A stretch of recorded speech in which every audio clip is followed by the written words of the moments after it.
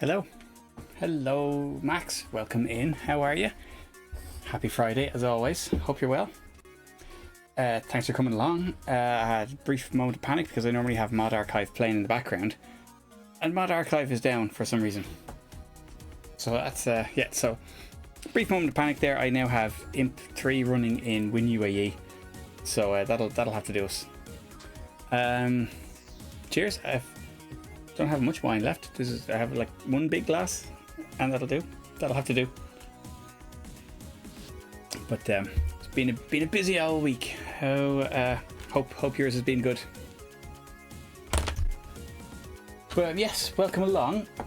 We're going to continue on my little project of the SNES controller, connecting that to the Amiga, and hopefully that will all go to plan. We'll see. We'll see. I can't remember. Oh yeah, we were trying to get I was going to just make sure it's restarted the next mod. I'm going to try and get it working to be able to remap buttons. So that was the plan. So if we're in remap up, okay, so we need to know, are we getting into remap up mode by pressing select? Oh, I think that's a bit jumpy, is it? Or WinUAE is suffering. That's unfortunate.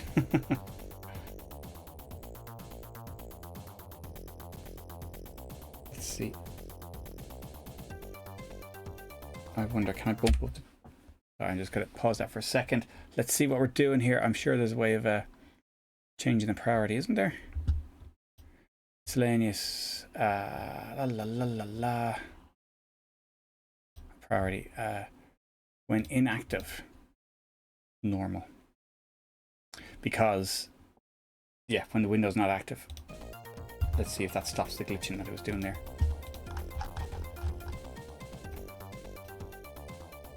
That sounds better, I think.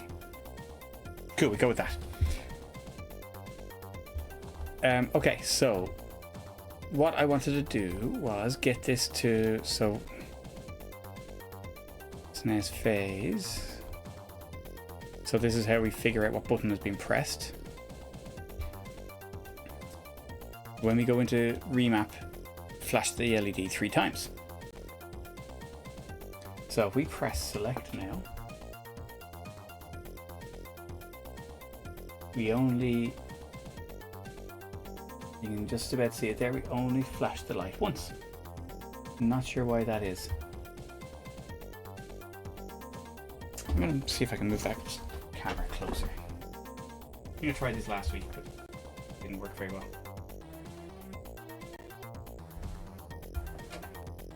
Put this on the Amiga itself.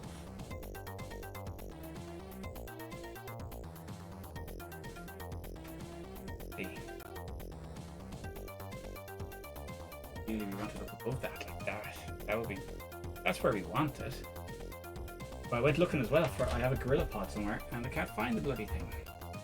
Oh, just focus. That's it.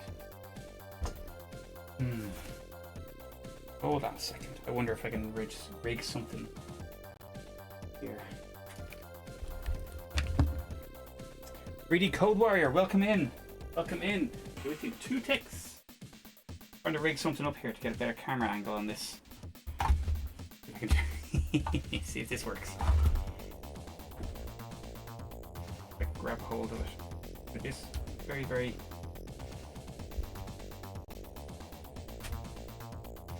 A multitude of grip on. Let's see. Wow. Got this, we got this. Spin that. Now. That's a bit of a closer view.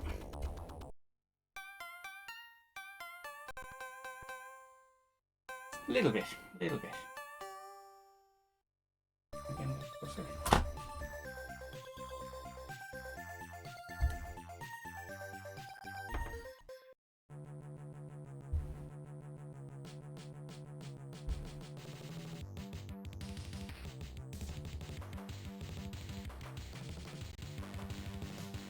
That's a bit of a better view anyway. Anyway, 3D Code Warrior, welcome in.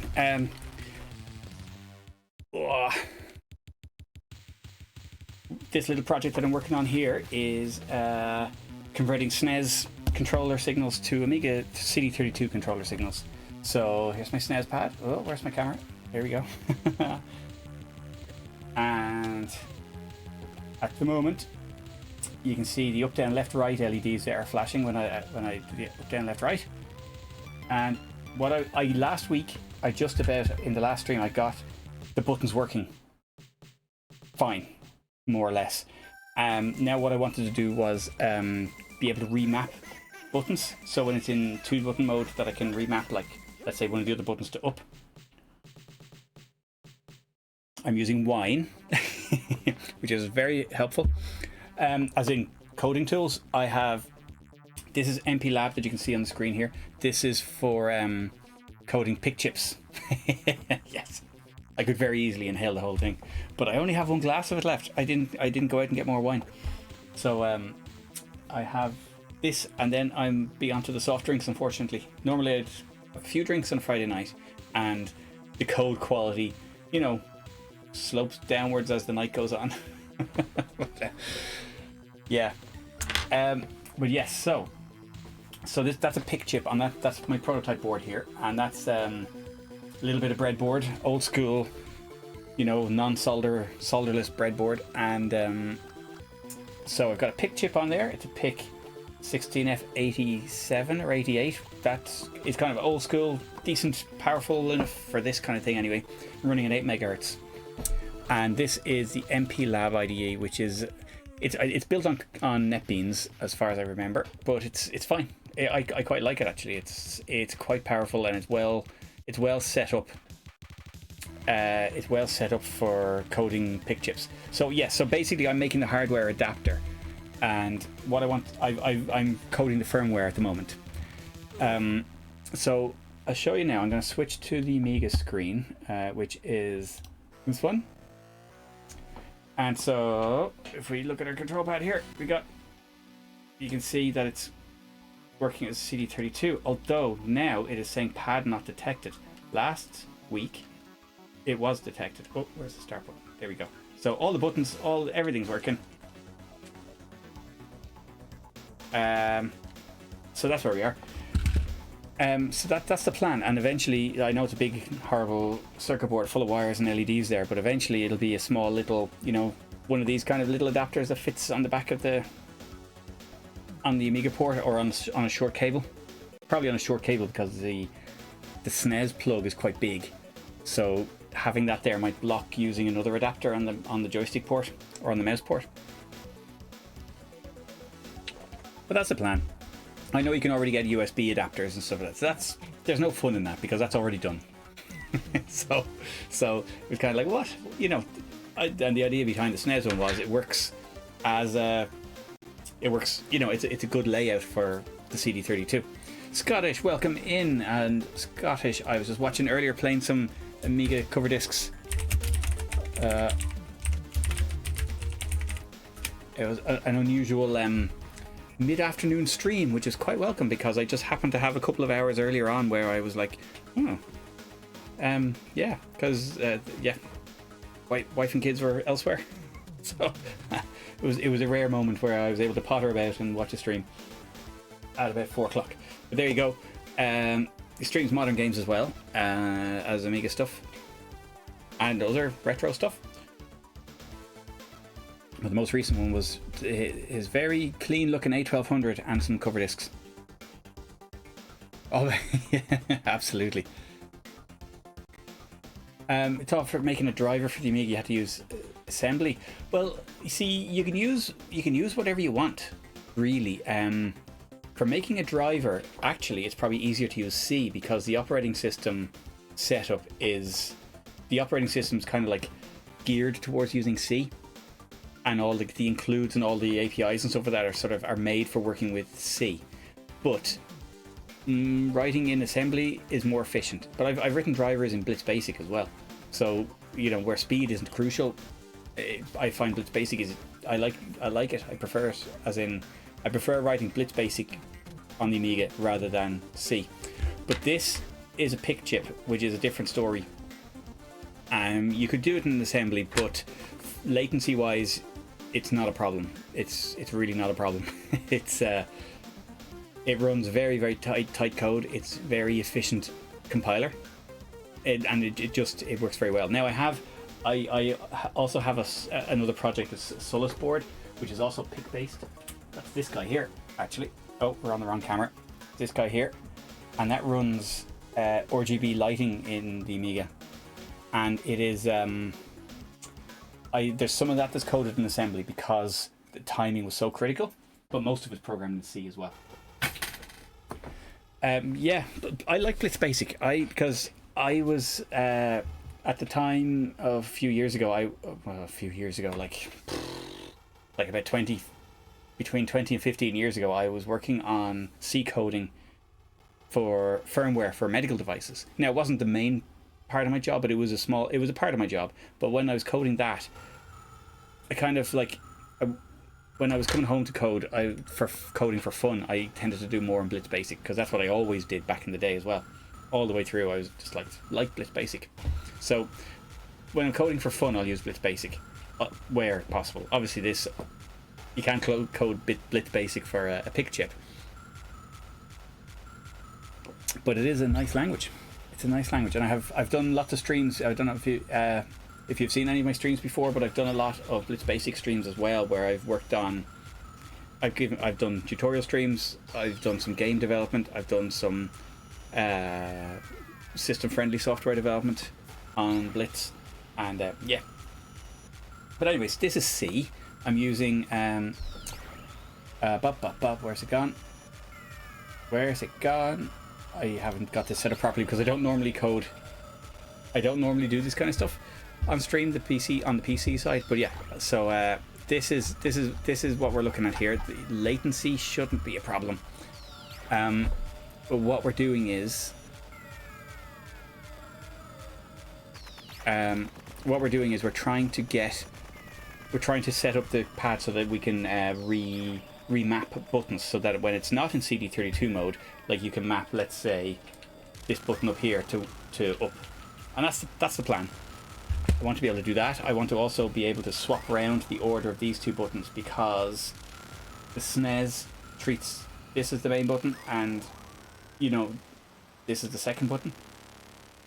And if you're used to using a SNES pad, you might want to do that, but also the colors don't match. So swapping it around might, make it easier for if you're, make it match the CD32. So at the moment, it matches it in layout terms, not in colors terms. Predator Gaming, welcome in. Welcome along. Let's give you a shout out there as well. Good to have you in again. Turok. Now there's a name I haven't heard since. Also, after making some kind of, what I want to do is I want to make it remappable in the firmware. Like, so what'll happen is that you press select, and then you change the mode with that. So if you press, let's say, select and up at the same time, because the CD32 doesn't use a select button. So if you press select, if you press select, you can see that the green light's flashing, and that's because I'm holding down the select button. So you can see what's happening here is on the code, it goes, if SNES data is a variable, that's a bit field, and that holds the status of all the buttons. 0 means it's active, 1 means it's inactive.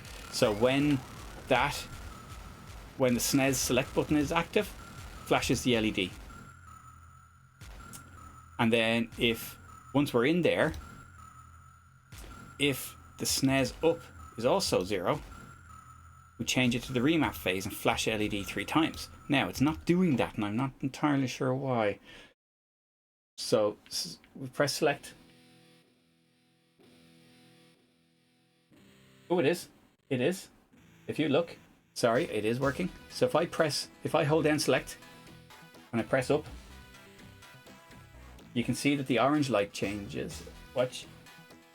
but it delays. So that tells me that it is actually doing that. Watch, I'll show you now. If I disable this flash, because it's a bit confusing because it was flashing anyway, and we're going to build that and send it to the chip. Let's see if this works. Oh, my poor computer is struggling because I'm running imp in WinUAE to try and because mod archive wasn't working, so it's a very inefficient way of playing mods. But so it's struggling there while I'm compiling. Now it'll take a little while the first time I use the programmer, because it has to upload a firmware to the programmer. The programmer firmware rather than the... Yes, the streaming doesn't help either. This poor PC is... I'm not one to spend a lot of money on computers. You know, which is kind of funny for a computer nerd. But you know, do you ever see mechanics? And you have a mechanic and it always drives around a really old car. It's because, like, you know, they can put it together from bits and they can hold it together and can make it work when a normal person wouldn't work. And that's kind of what I'm doing. So it's like this computer here, one of the guys in the Scottish Amiga group was kind of selling, I think sold it for 200 quid, you know, because he just wanted rid of it. And it's got a NVIDIA 2060 in it and an i7. And it's fine, and it's like it's so old that it doesn't have I can't even upgrade it to take Windows 11. You know, it doesn't have the security module, and it doesn't have a facility for taking a security module. But I'm not bothered about that. Like, but yeah, so it's got 24 gigs of RAM, but it's struggling just a little bit. You know, you may or may not be able to hear it, but the fans are lying there. But it's grand. You know, it's a good PC. It does all the gaming I want. I'm not that fussy. And well, I actually what I do is I have two PCs here, and when I upgrade something on my main PC, which is this one, the Windows one, I will, whatever parts I replace get shoved down the line onto the Linux machine. So, and I use the Linux machine for a lot of stuff as well. I really should be doing this on Linux, but I'm a bit nervous of the streaming thing on Linux. Just you know, because I have it set up and just the faff involved. I'm just wary of that. But the Linux machine gets a lot more love when I'm not streaming.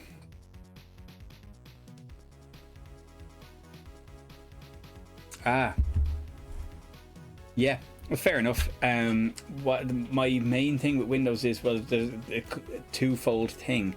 I've got some software that won't work on Linux, even under Wine or anything like that. You know, there are equivalents, but it's faffier. You know, you end up having to use command line tools. And I know I'm a nerd, but I'm also a bit lazy, and I want to be able to just click a button and say la vie. So I like using Linux, and I will use it when it makes sense. But there are certain games as well that are very tricky to get running, or almost impossible to get running under Linux, and so that's how I work it. I have the two of them sharing a load of drives. I'm fairly mercenary in my things. It's not a religious thing or anything. It's kind of I'll use what works best for me. Let's say, like, I have an Android dev environment set up on the Linux machine, and I have a Godot engine set up as well. Now I really want to get into that. I haven't done much with it, but other than, you know, like Hello World kind of things. But that's something I do want to get to grips with. Yeah. So, where we're on my laptop, I have Linux. Yeah, I know, but I'm also, like I say, lazy. I want a GUI. I want the modern experience of clicking the program button instead of remembering what the argument sequence was for programming. You know what I mean? It's like I'll click this button here, and it will compile the code for me, and it will send it to the chip, and I don't want to type anything.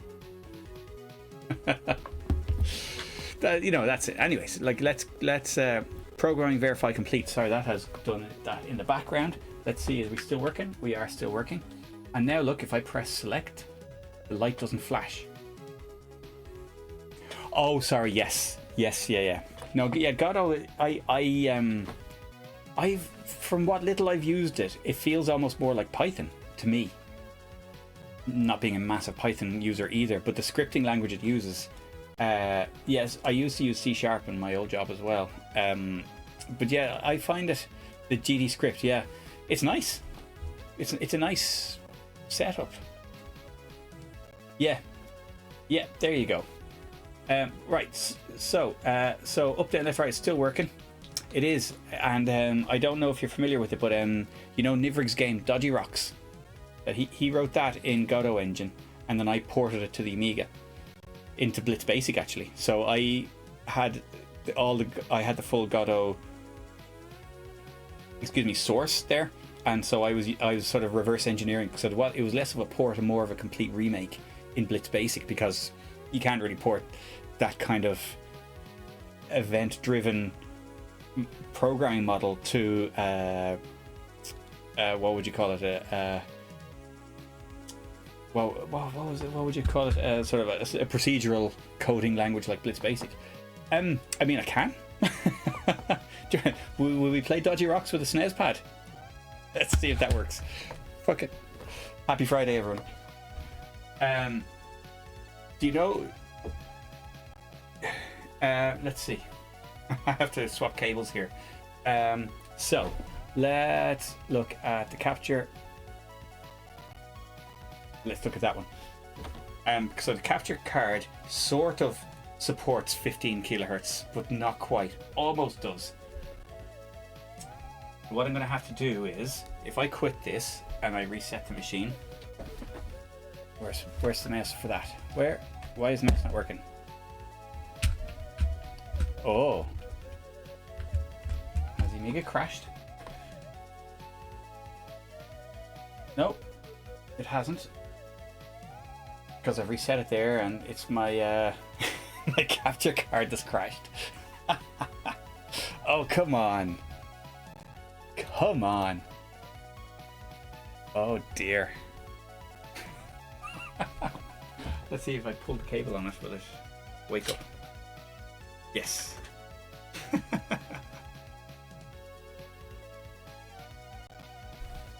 Oh, let's try it on the other. See, I've got a scan doubler in this Amiga. Oh, that's better. So that's the actual 15 kilohertz output, but the scan doubler is just on the edge of what the capture card will accept, whereas this, it accepts it just fine. Let's see, where do I have Dodgy Rocks? I do have Dodgy Rocks installed here. Let's first off, where are my mods? I can see I had a bit of an emergency, and the mods have there we go. The mod archive was down, so I had to find something else for my background music. Okay, let's have a look and see, does this work on the capture card? Oh, it does not. Swapping cables again. Audio's also not working.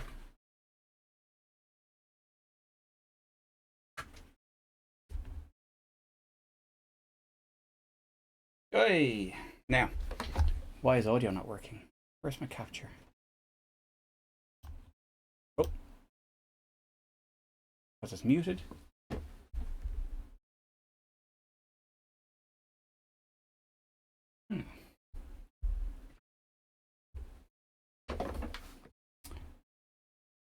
That's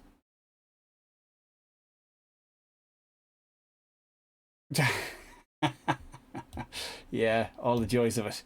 Anyways, right, at least the controls are working. So this is Blitz Basic. I've used Blitz Basic for this version. Why is the music not playing? Yeah.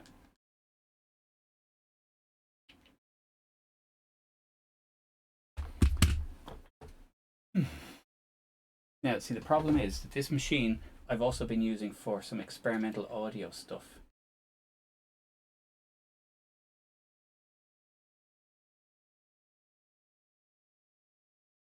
Because I made a little Bluetooth adapter for the Amiga. Oh bet you it's not plugged in down here. Oh, look, the things I do for you guys. To get under the desk here and trace some cables. Oh, not nice down here, I can tell you. Oh yeah, sure, it's not even plugged into the sound card. That'll do it.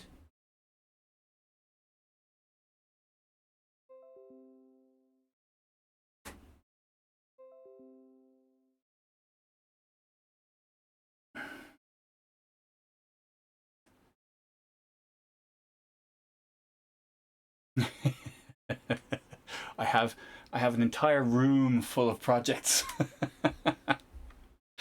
Yes. Now, I'm after plugging that in, it's still not playing ball. What's going on?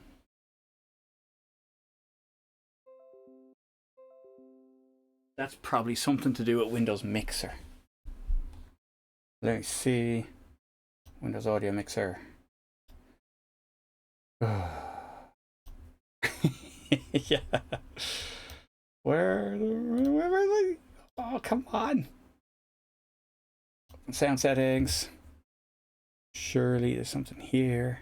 Sound. Choose your input. See if I change this to line in. Can you still hear me?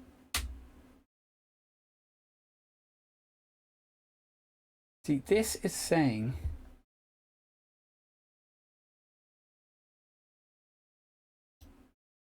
oh no.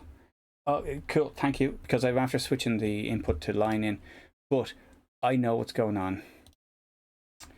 Sorry, the capture card, I'm not using the capture card audio, I'm using the line in audio. Which is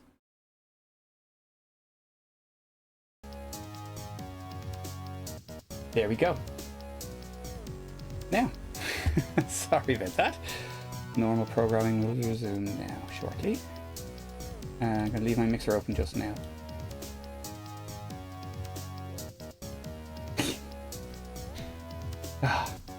Fun and games. Okay. There's Dodgy Rocks. Let's go. Let's use a controller. The cable isn't long enough. So, anyways.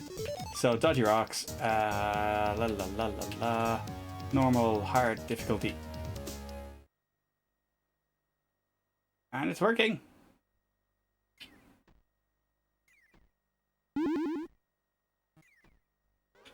Oh, that's not working. Fire button did work there once. Let's try again. No pressure indeed. Well, this is just a minor excursion. That's working. Why isn't the fire button working for the jump? Something to check out there.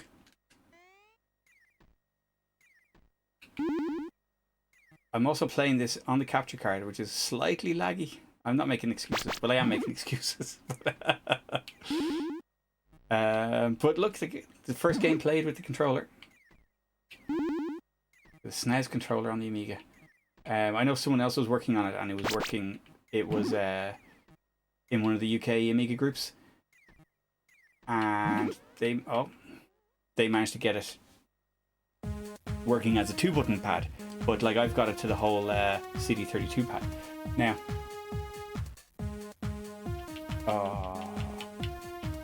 Who wrote this? This input is terrible. Fire button works there.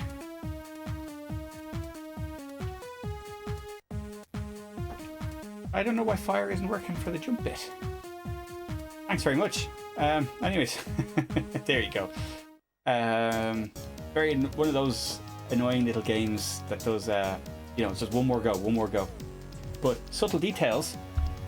If you look at the shadows of the letters there, the shadows in the game, it uses a little bit of almost like EHB mode, but it's not EHB, but it's the same idea where the shadows are all 1-bit plane, and so it blits them, and then whatever colors are there are matched up to shadow versions of themselves. So you get kind of like proper shadows for free, and that's something that's not in the original. The original has all sorts of lovely particle effects and coloring and stuff. Exactly, you gotta work with what you have, Anyways, yeah, let's quit that. And no, oh, this is oh, I can't barely see that. This is what I want though.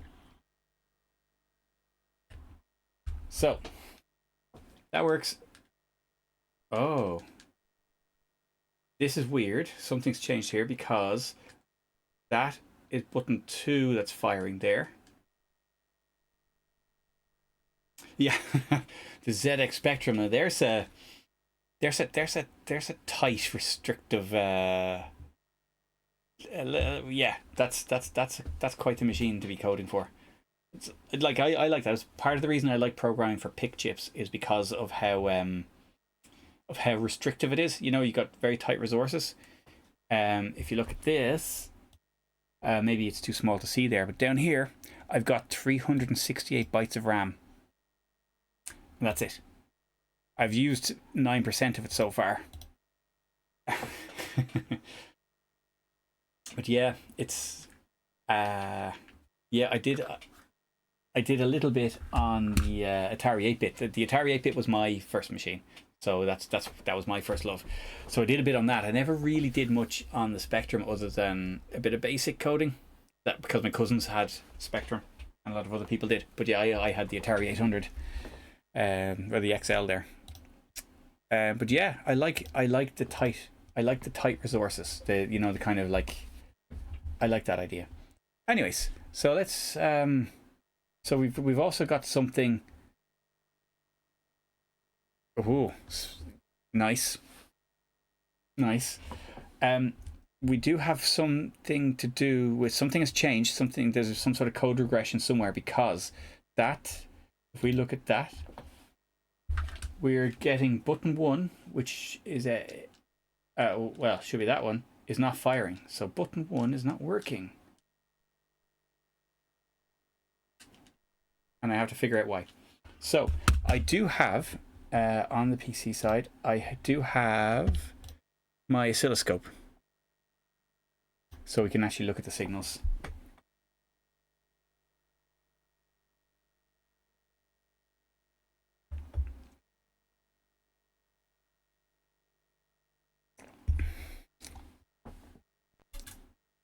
Loading Picoscope. There we go.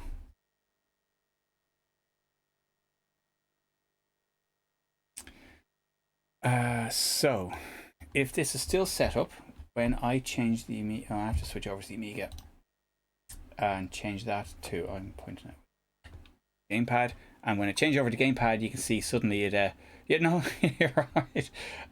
You can see that when I go back to desktop, that now we have a waveform, and this is the waveform of the CD32 detection. So as we press buttons, you can see the different parts of the wave go up and down. That's it all working. Happy out. So it is detecting the red, well, what is the red button on the CD32 is firing. That's button 1. Why it's not working in 2-button mode, I'm not sure. And that's what I have to figure out. I have my trusty little list here of pins that are used for each one. So button 1 and button 2 on the Amiga are pin 9 and pin 6. So what's connected to pin 6?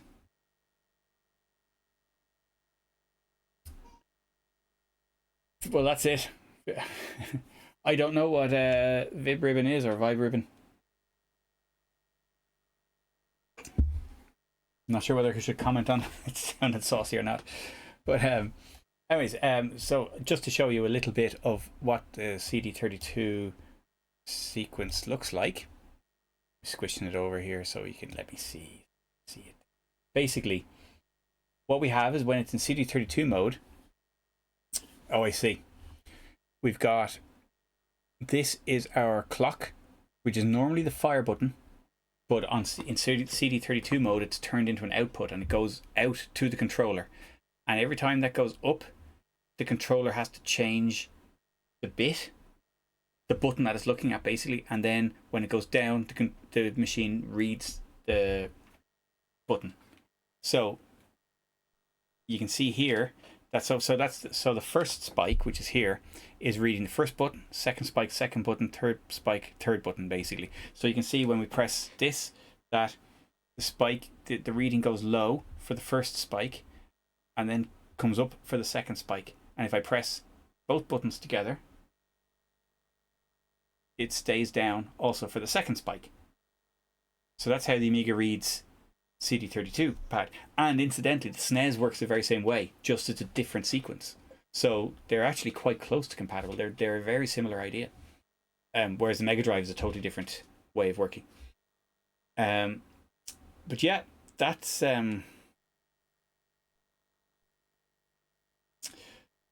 it. So the buttons are being read. The firmware is reading the buttons. I've just changed something in the code, which means that the 2-button mode isn't working anymore. So let's go and have a look at that now. Let's see. So if we go back to here and we change it to 2-button mode,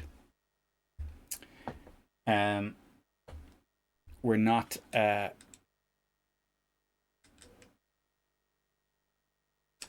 seeing. What I'm going to have to do is I'm going to have to set that to work a different way.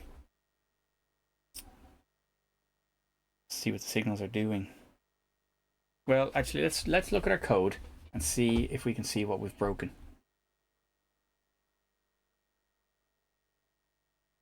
La la la. Right. Oh, I did want to check if that flash LED is working. So if we press select, nothing happens. Up, down, left, right. Oh, select and up.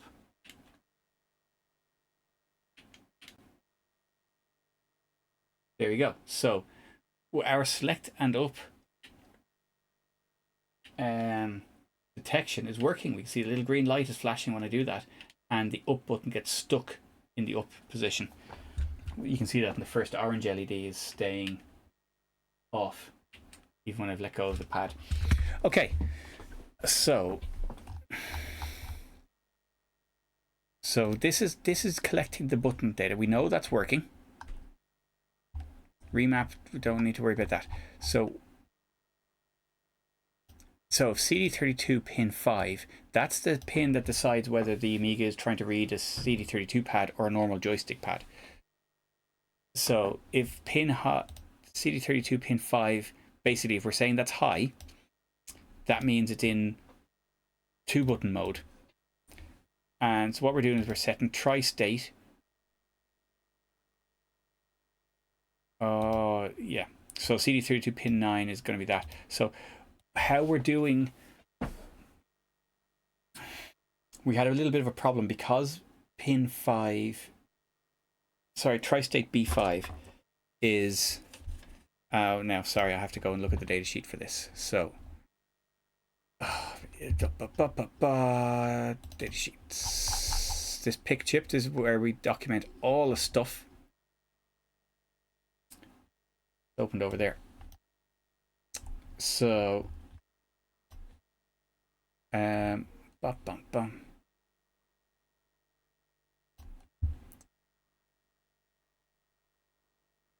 so if we look at this, we can see that the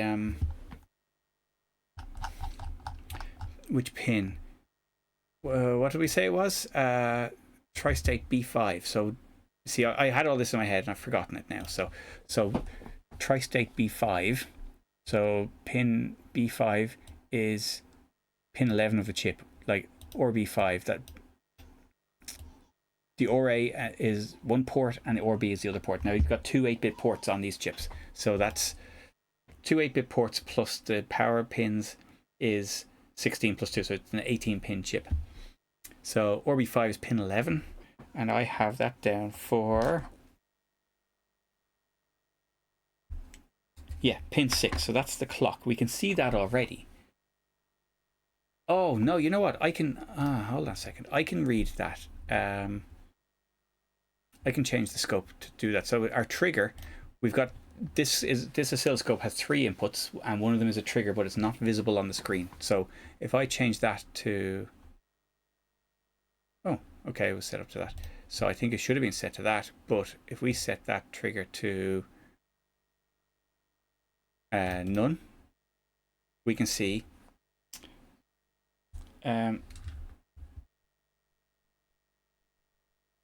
red is going high to low, so that's our second button, but our first button is staying high.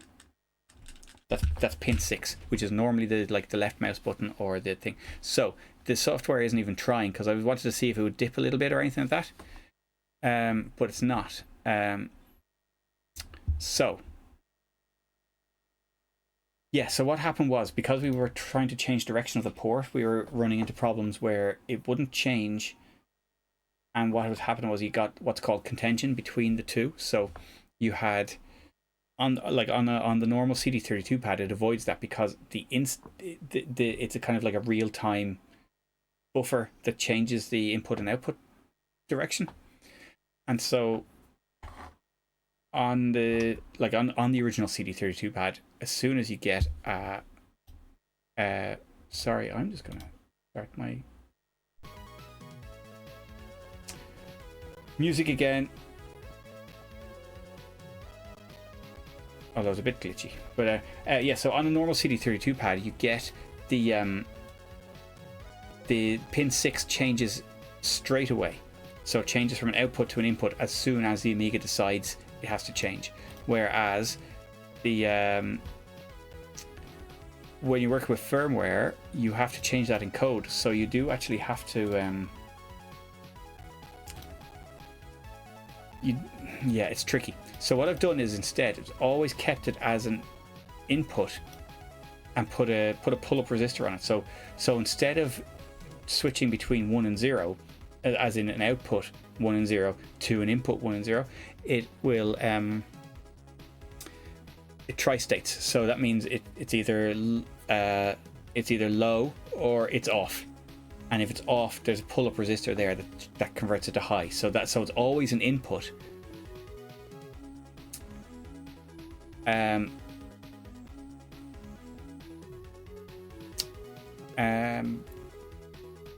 then when you want it to be low, which is when you're sending a 0 out, you change it to an output, which is 0. So I think this code is what I'm missing. CD32 buttons and 0B1, 0B10, 10. So that's the second bit, and that should be the first button. I will move it over. So do we have a casting issue here?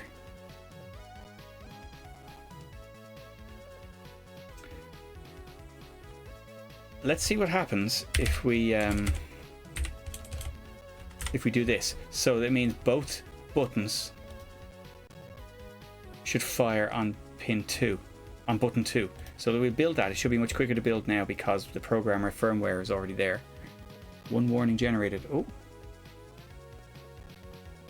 implicit conversion. Okay, yeah. Oh, it's struggling. Poor music. Poor PC. Okay. Now that's programming verified complete. Let's switch back to the Amiga. What? Joystick. So now, up, down, left, right. Button 1 should do both signals, but it doesn't. Why is that?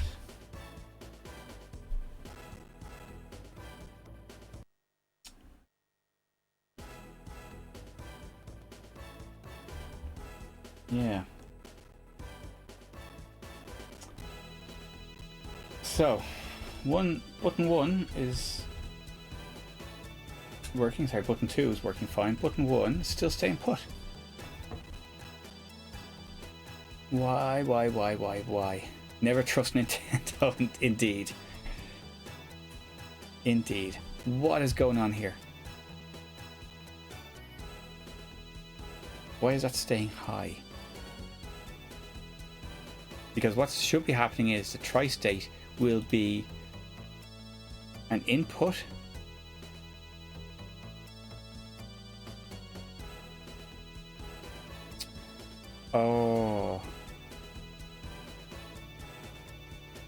so pin 5 is high. Tri-state It should be in default. So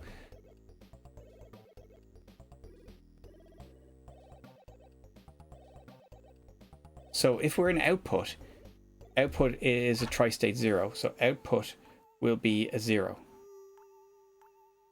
If we want it to be high, we change it to an input, which is 1. So it should work.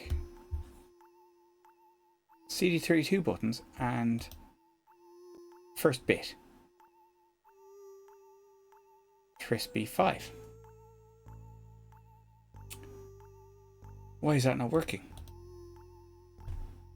If we comment that out and put back the original code,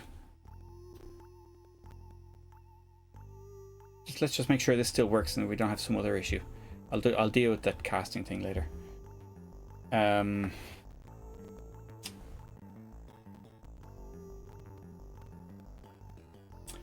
So we go here. No, it still doesn't work.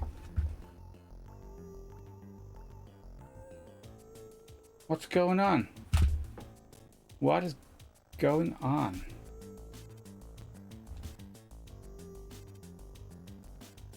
CD32 pin 6.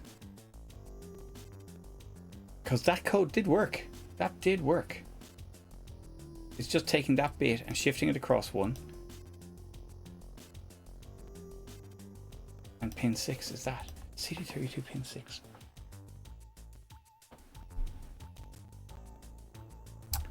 Are we missing something? Do we have some other issue going on here? Where are we? CD32 pin 6 is 1.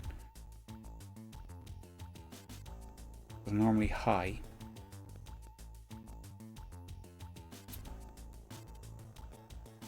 Or be 5. 0, 1, 2, 3, 4, 5. So it's set up as an input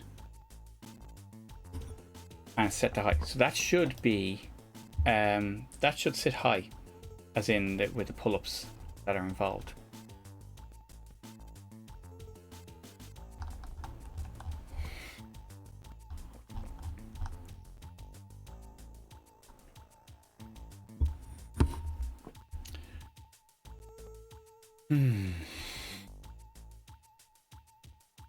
CD30. Oh, let's see.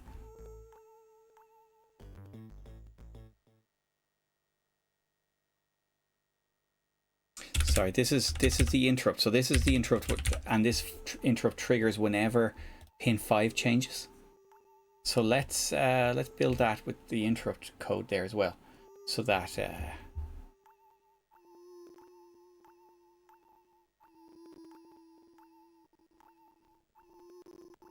whoops. Nope, button 1 is not working. Now, I did put a pull-up on that, but then I changed the pin that it was on. Let me just pull that pull-up away. So that's pin. There, we're going to disconnect that pull-up. No, still not working. Why? God, why? CD32 pin 6. Is ORB5, that's correct. ORB5.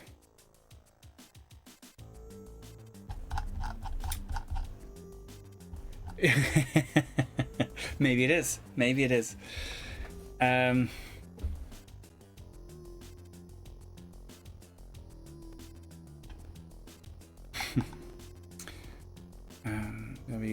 We got rid of all that code because we're not using that anymore. We switched it to an interrupt last time because it wasn't quick enough having it in the main loop. So tri-state B5. Why isn't this working? CD32 pin 6. Oh.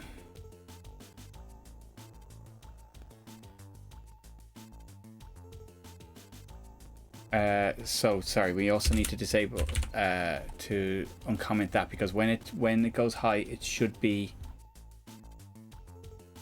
it needs to change to an output because yeah, obviously it wasn't going to do anything there. Let me see. Let's check this. Check this. No.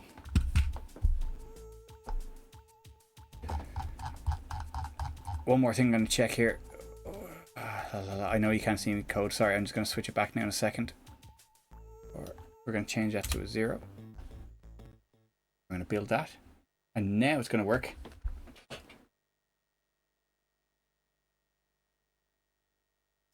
Compiled. Programmed.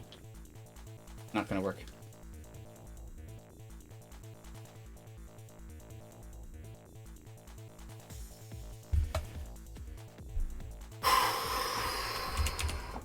What is going on? Let's have a look. So, initially, 0, 1, 2, 3, 4. Oh, it's this one. Good evening, DFCC. Welcome in. Welcome in. I'm trying to get my code working again. I broke something. And white wine vibes indeed. White wine vibes, although I'm nearly out of it. And then I'll be on to something softer.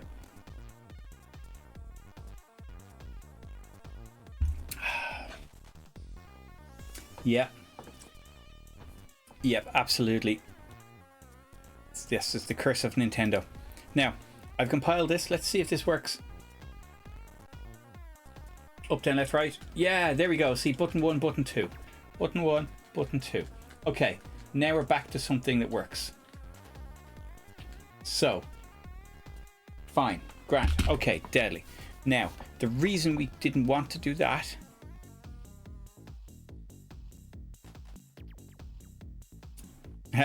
yes. Oh, it saves. It saves when you build it. It's all automated. You know, this is why I'd like a GUI. It'll just do it until it goes wrong, of course.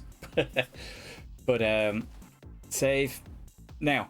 So that's fine. Now we need to change that because by default we want that to actually be an input.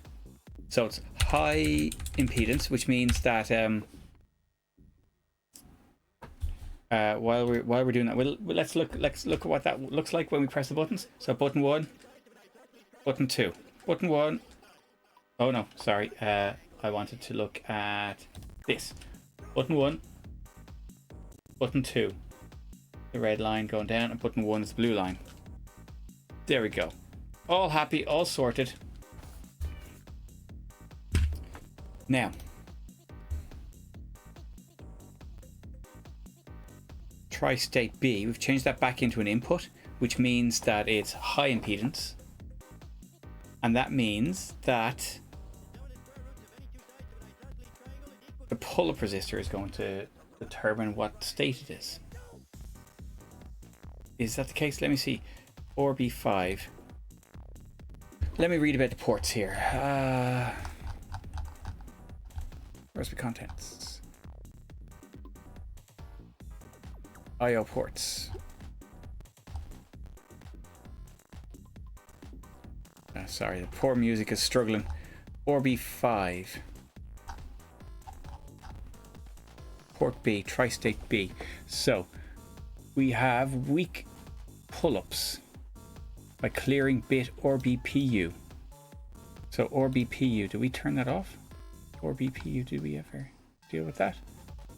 Option reg. Okay, so that's cleared. RBPU is in there, so that's every bit in that is set to 0. So it means we do actually have pull-ups in there. So that being an input means that's fine until we change it to being an output, and then it should drop to 0. Oh no.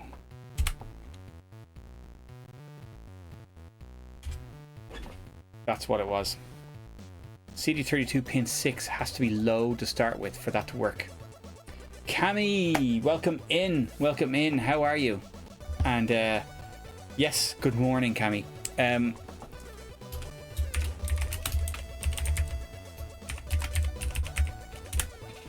Great to see you. Still working on this. I had a bit of a regression with my code. I forgot how bits of it worked, and probably because I had a lot of wine the last time.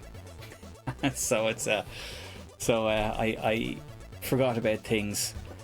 Yes, Cami, if anyone isn't familiar, is responsible for the Amiga Game Jam, which is a yearly competition to create Amiga games, and it has produced some excellent stuff. Every year there are some absolute cracking games that come out for the Amiga because of the Game Jam. So it's a fantastic thing. Yes, there you go. She also lives in Tasmania, so she's just getting up at the crack of dawn now. Starting to get cold over there, is it? Weather starting to turn. Yeah, some of the games are phenomenal. Some of them not so much, but you know, you get everything, and I think it's, as much as anything else, it gets people into coding, or gets people to try to create a game and to get into it, and it promotes that whole idea. Oh, well, good for you. Good for you. Like today, we had the first day where we could actually hang out washing. So it was actually sunny. It was nice and warm. It was lovely. Nice change. Hardwired, welcome in. Welcome in. We're still working on our SNES adapter here, and we're getting there. We're getting there. So I think I figured out what was wrong, and it was a stupid mistake on my part back when I had a bottle of wine last week. So more C indeed. So this output pin, we set it set to high by default. That has to be set to low by default if we're using the tri-state to switch it.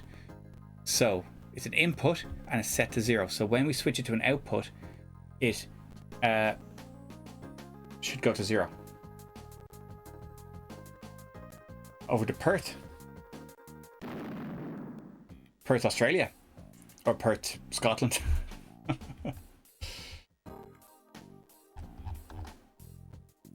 So now we should be able to switch back our code.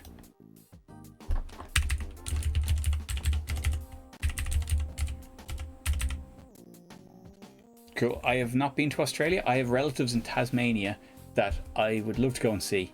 It's one of those things. Yeah, just one of those things. It's just a problem.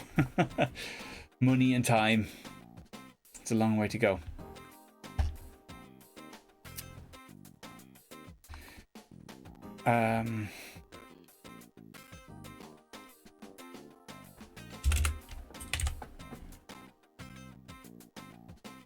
Yeah, so pin 5's gone high. Tri-state pin should go up or down based on that. Okay. Else tri-state E5 is definitely an input. And then we read the clock through that way. Okay, fine. That's our interrupt then. This poor computer is struggling. Oh dear. Maybe it is time for a new PC. Let's and this is the main loop code where we're not switching modes, we're just continuing the mode, and we're just reflecting the button status. We're just updating the button status. And this is where I say the lag won't matter, because this loop runs thousands of times a second. So the response time is a few scan lines. I need 32 gigs of RAM. I don't think so. Let me just look and see what my performance is doing. See, here's the problem.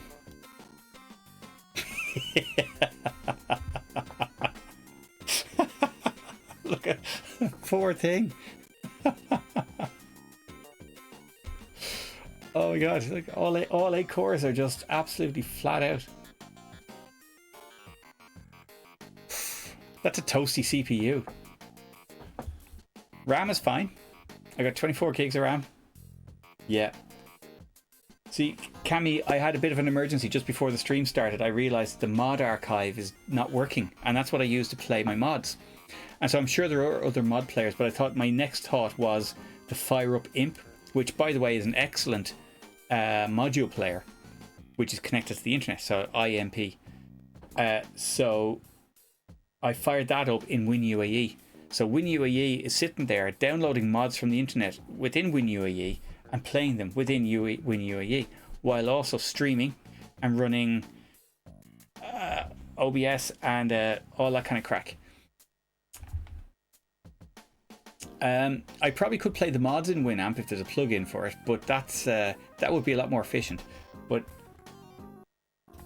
here's what it's also running the screensaver, which probably isn't helping. But this is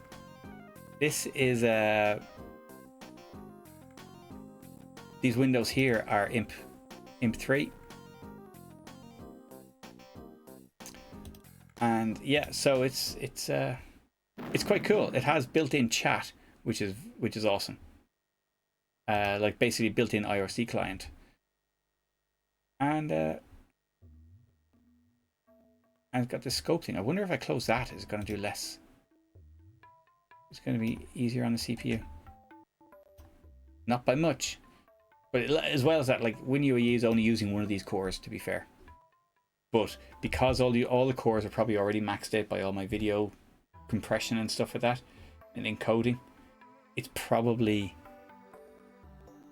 struggling to get. Well, what I'm going to do is I'm going to set the priorities. Run above normal, above normal. Let's try that. Let's see if that helps the sound. Oh, no, that doesn't work either. You can go on that monitor. Also running multiple monitors and stuff. Oh, you get your Amiga online. It's a great way to be. Great way to be. But yeah, I can feel the warmth on the top of that case. A PC case. It's like a space heater. Anyways, right. Where were we? So, okay, so we've switched back to here. I think I found the bug that I had. That should also be 1.0. To get the second bit, which is actually the first button. Let's build that and see what happens. It was so exciting when I got my Amiga Online first, and this was back in the late 90s with dial-up. And the thing was, I had a PC at the time, and I also had a Power Mac. That someone had given me a Power Mac at the time. So this is like, well, possibly early noughties when the Power Mac was there. But I had dial-up, and at the time in Ireland we had, it was, you know, they were just starting to bring in the kind of the free, you know, where you're not paying per minute.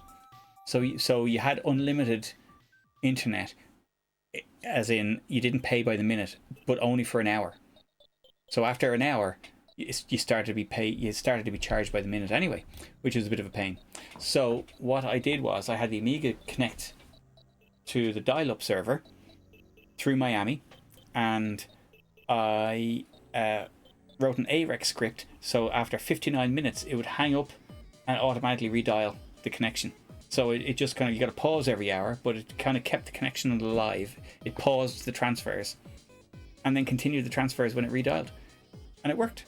And it was great. So just I kind of left that on the whole time. So, you know, if you're downloading albums or MP3s, you'd leave it on overnight, but once an hour you just hear the screaming of the modem, and you kind of like, I got used to it after a while, but you know, you'd have to leave the modem on all the time. You have to leave the modem on all night just to download an album. But yeah, I had Amster, which was the Amiga port of Napster, or the Amiga Napster client. That was great. But it also, through Miami, shared the internet connection to my LAN, so the PC and the Mac could use it, and that worked really well. It was cool. So until I got broadband, that was my internet setup, and it was only when I got broadband that the Amiga was no longer necessary. I had a router to share the connection, and that was obviously because the Amiga wouldn't have been able to keep up with that speed. So then the Amiga just became a terminal. Okay, so we're after firing the firmware into the controller. Oh, bad news, button 1 is permanently down. Other buttons work. Let's just see if CD32 mode works. It does, and now look what happened. Pad is detected. All the buttons are working. All the buttons working properly. Look at that. And pad detected. That's 100% pass. Yeah, I mean, sorry, that tune's very loud. I don't know if it's too loud for you guys, but let me know if you need to change the music volume. But I remember having to disconnect, reconnect. Yeah. You know, I actually, when I had the internet first, I had to run a cable from the phone connection in the kitchen all the way down the length of the kitchen, across the corridor and into my room.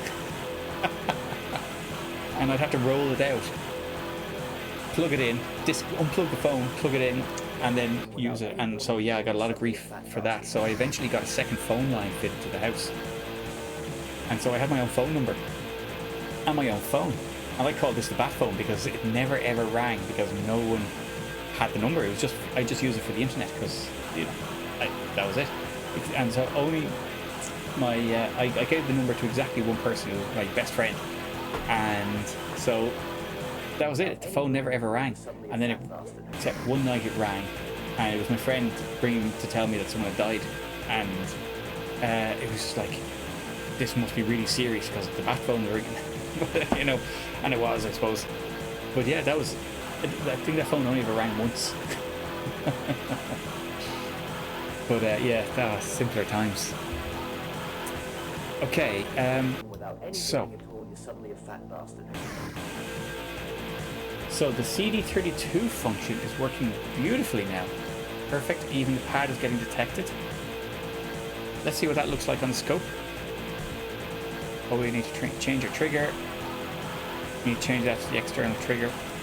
No, normal trigger, external.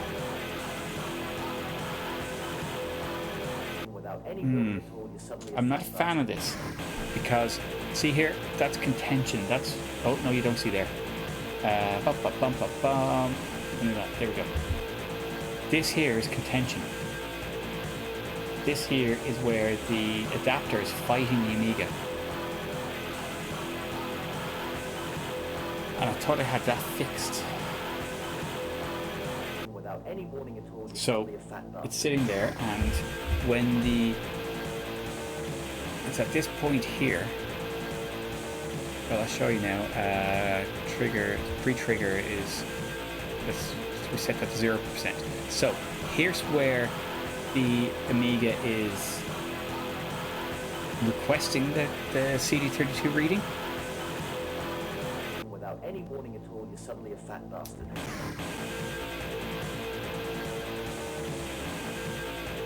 Okay, so actually triggering here, this is where the Amiga is requesting the CD32 data, but it's already changing pin 6 to an output before it does that. That's interesting. Without any warning at all, you're suddenly a fat bastard. Okay, anyways, the problem here is that this is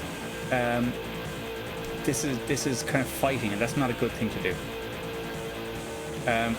Now, this wasn't the case before, so can't pull that cable. Don't pull the cable. So all the buttons are working as expected, but also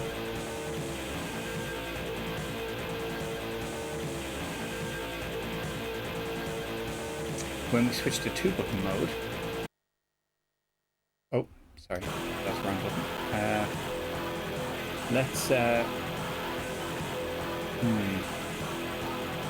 Let's see what happens on the Amiga when we go to 2-button mode. Oh, joystick. Button 1 is not working again. Okay, we're back here. So it was low, it was stuck low. And when we switched to CD32 mode, now it's stuck high. So it was stuck low because I set it to 0 here. It could quite possibly be. What I'll do is I'll skip it because it's also very noisy. Is it too loud?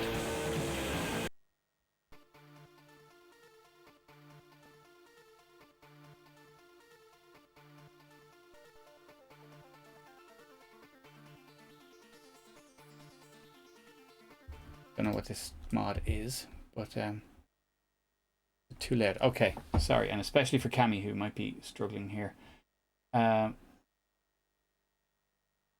It's fine now. Okay, yeah, because it's much quieter mod. Yeah, sorry about that. Where there was an OBS update, and now the mixer looks different. You know the way you have like muscle memory for adjusting things, and now I'm like, oh, where's my button gone? And what is this extra panel? Why? Don't change things.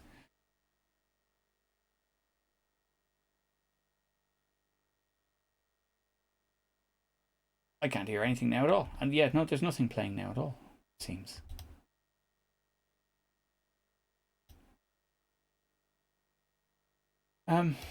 Yeah. Mm-hmm.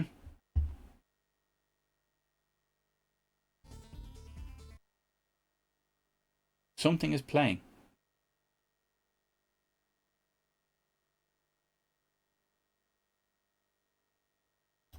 Oh, sorry, I minimized WinUE. That's why it wasn't playing. Okay. Right. Hopefully that's okay then. That definitely sounds better to me. Okay, so what's happening is we set it to 0 at the start. So when it starts up, it's low, but should be an input, so it should be high impedance. So what I'm going to do is I'm going to reinstate the pull-up resistor.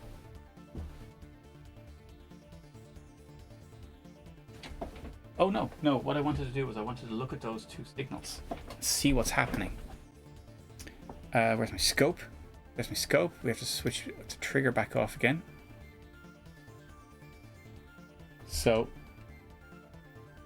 button 2 is doing its thing, button 1 is not doing anything. But let's reprogram it to reset the board. And done. Now if we go back to the Amiga, we should see, yes, button 1 is permanently down. So button 1, oh dear. Oh dear. my little girl is not happy.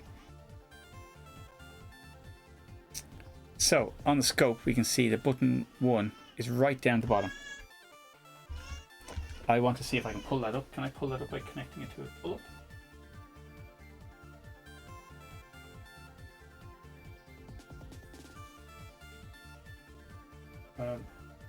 Let me go back to this screen, sorry, desktop. You can also see them reconnecting resistors here. No, it stays low. Now,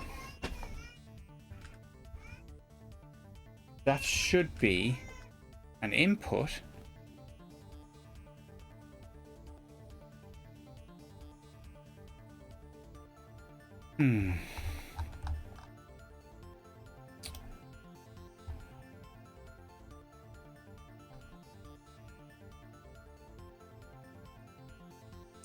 So if CD3 2.5, so if we're in 2-button mode, tri-state B5,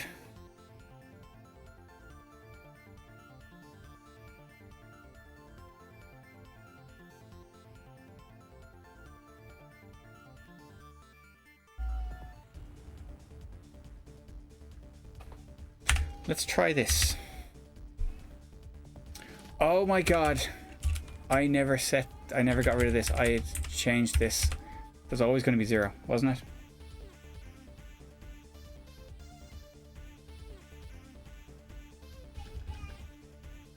Oh dear. Yeah, so maybe that was the problem.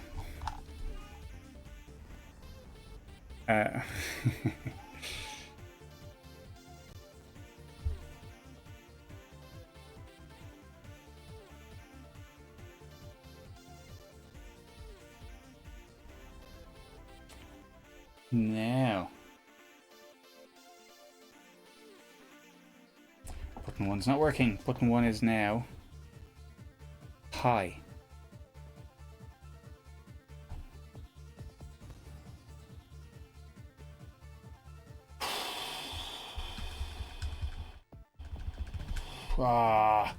What am I missing here? Stream desktop. Get it off. Good night, Scottish. Thanks for dropping in. Good to have you here. What am I missing here? Yeah, okay, so I'm going to go to the next step here. I'm going to manually... So CD32 pin 5, we're going to do that. We're going to do try set equals 0. This should be permanently on. Oh, no, build failed. Yes. Yes, yes, rookie mistake.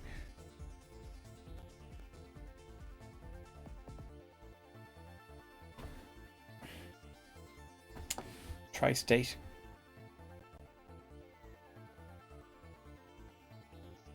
So that should be permanently on. Yes, it is. It is. And button 2 is working fine. Now, try state to 1. That signal that we can see there should change to high.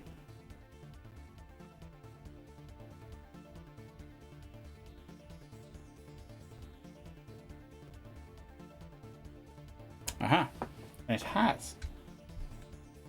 And it stays high.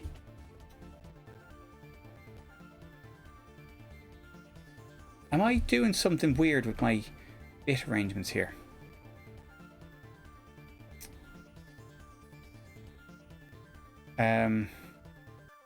It stays high.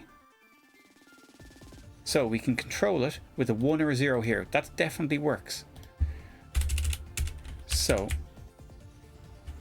this is a 1 or a 0 based on the second bit of CD32 buttons. Shifted right. What if we do this in a sort of a more explicit way, in first principles, let's say. So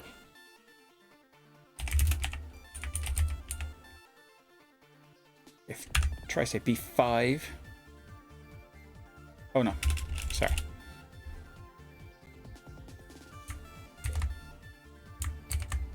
So if CD32 buttons and that bit, so if the second bit is high, then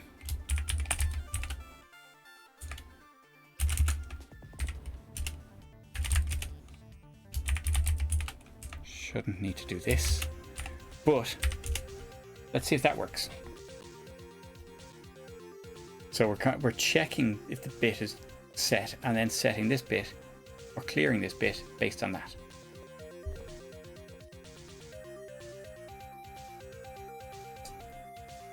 So it's high. Oh, interesting. When I press the button, it changes. See that? It's got a thin line and it's got a thicker line. That to me says something electrical is changing there, but it's driving the same level. Let me take away the pull up again.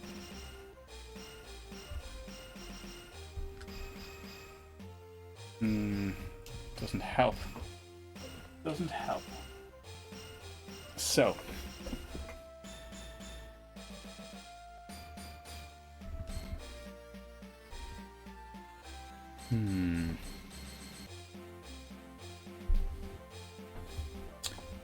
okay, so that's staying high.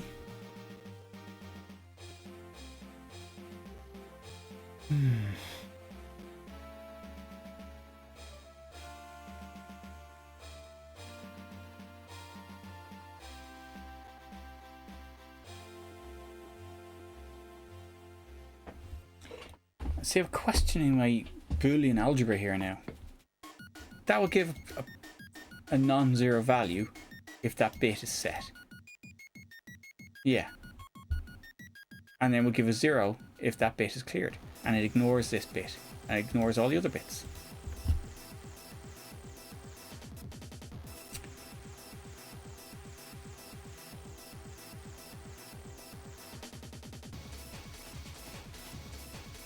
Let's see if we can get it to react to that.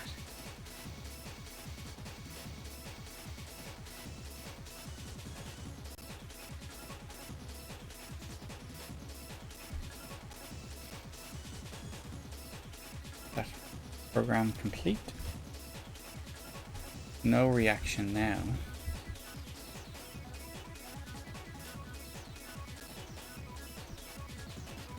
Oh, it reacts to the other button. That's what we expected, but yeah.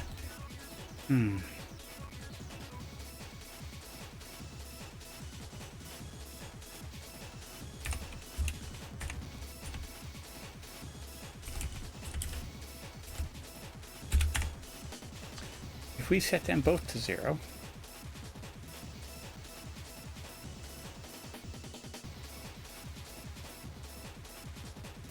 see if this builds right, and now it's 0.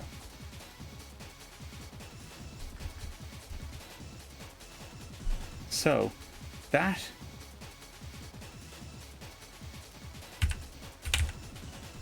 is working.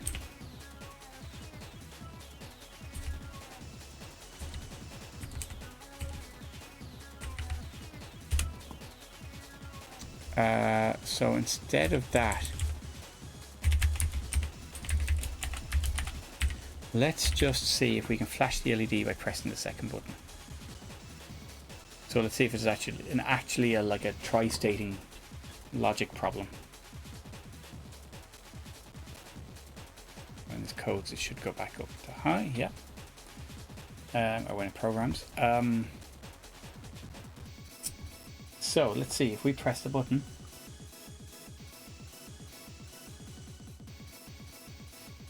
And the button, I press the button just once there, and you can see the green light is constantly flashing. So as soon as I press that,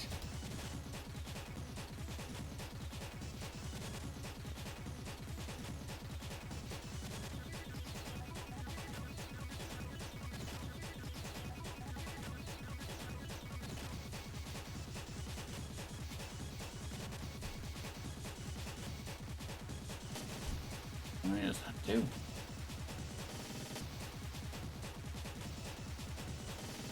Why is it doing that? It's an awful mod. Let's get past that one as well.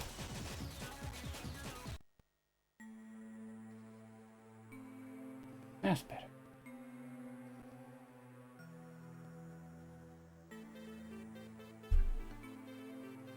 Why does it flash like that for ages?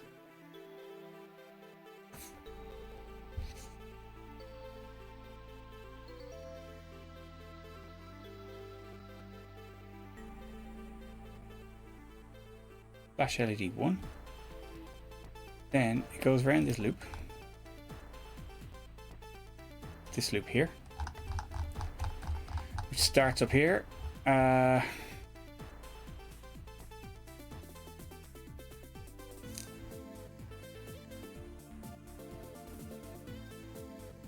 So it should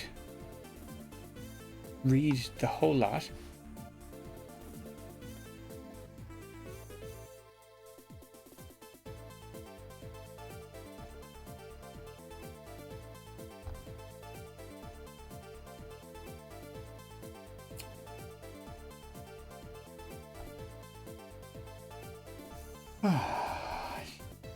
What is happening? So it doesn't ever, yeah, that line stays high. Crispy fives. But we know that is executing, at least. So if we put that back, it should be just executing this over and over again. Surely.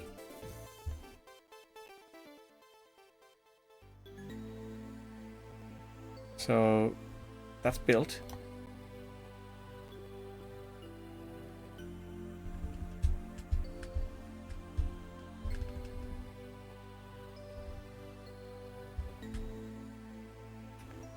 Tri-state B5 0. Okay, is this interrupt firing?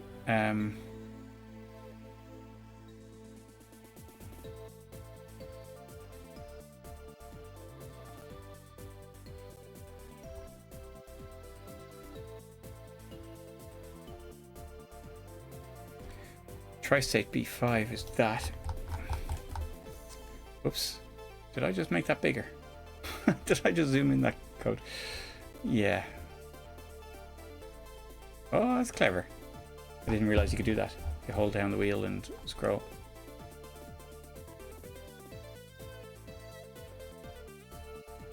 Yeah.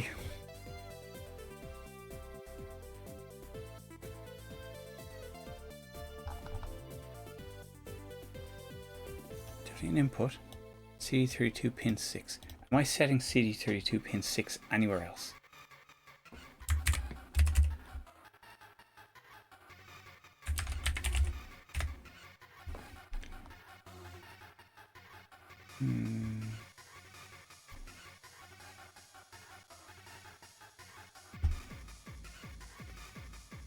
All commented out.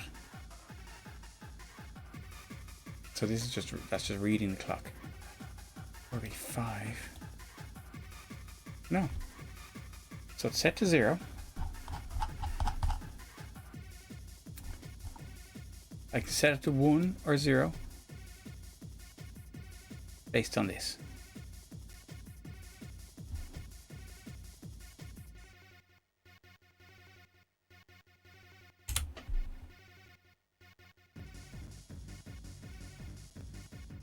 This will drop it down to 0. Oh no, it won't.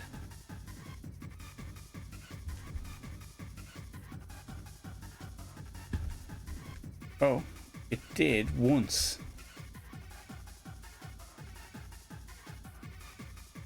Let's see if we invert the logic. Does it work?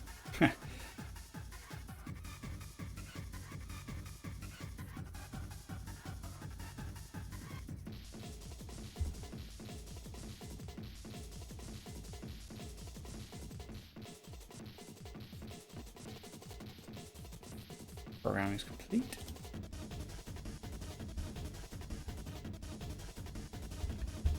We press it and it goes up and then stays there.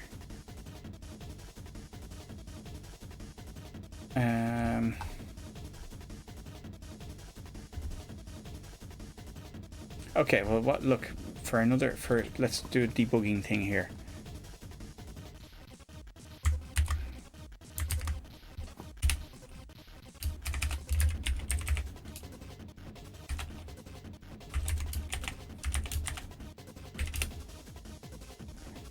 And then we do the same thing again. So every time it loops around, we should be pulsing it up and down. Let's see what that looks like. Oh, no, that's not what I wanted.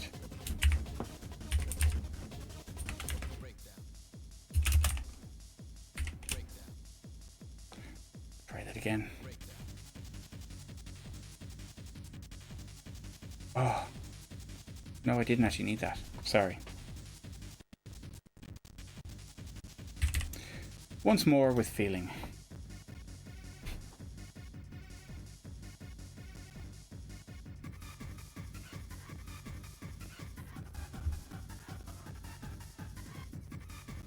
Okay.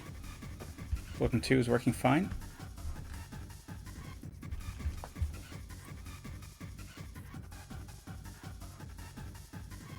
Normal and source should be A.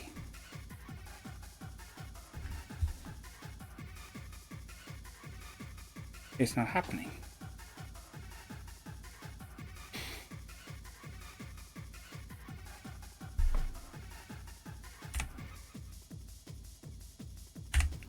Why not?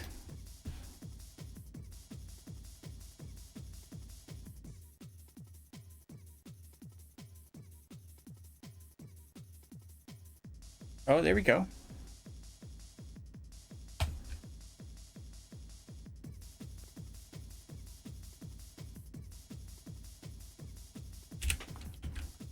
It was working. It just took time to get there. Is this part of the loop not executing properly? What is going on?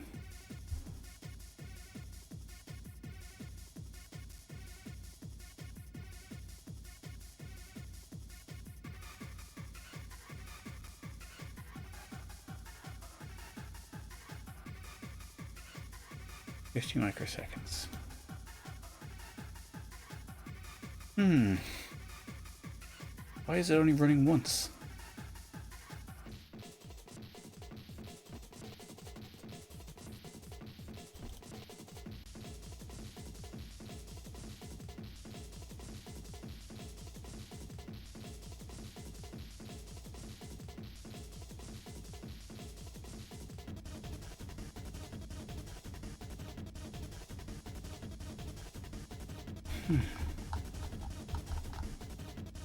Because the rest of the firmware is reacting straight away. It's reacting immediately. Why is this code not running the whole time? That's part of the main loop. While one. It doesn't get swapped out for, or it doesn't get bypassed by the by this switch statement, or not even that bit, by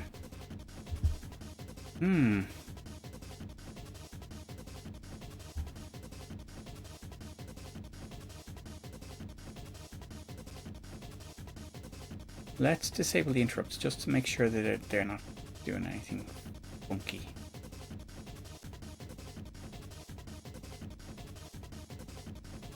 Hi.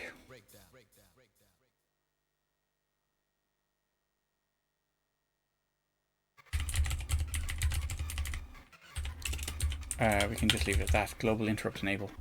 So the interrupt won't run. Let's just see if that's what's causing problems. The interrupt shouldn't be firing, to be fair. No.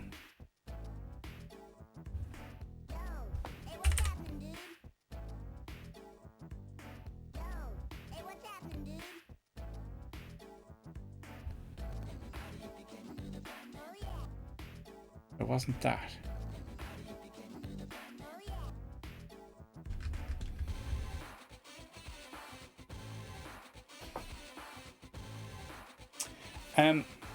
I'm just going to go and get some snacks.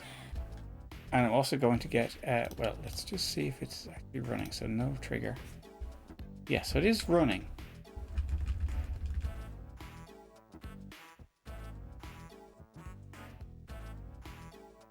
I'm going to get a snack and I'm going to get a drink. A non-alcoholic drink. I'll be back in a minute, okay?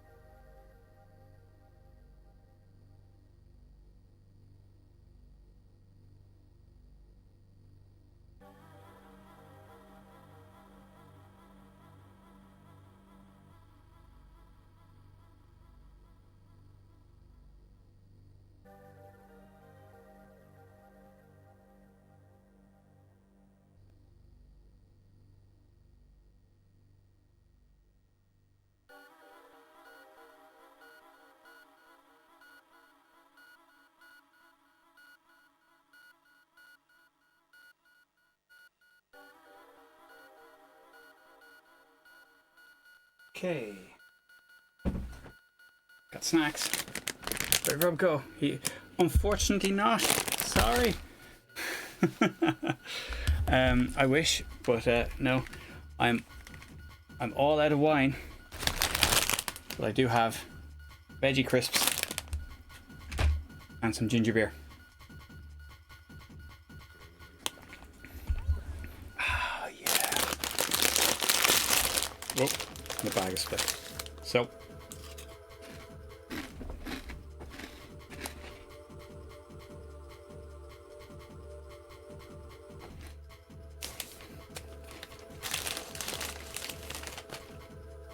oh, these are great. I love them.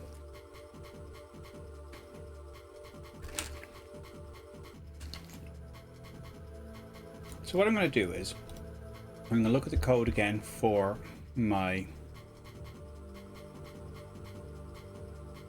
AirJoy host and see how that does it, because I know I looked at this last week.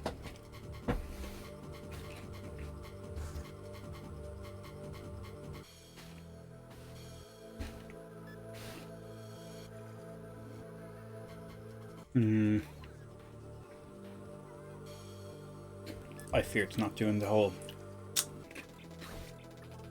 tri-state thing.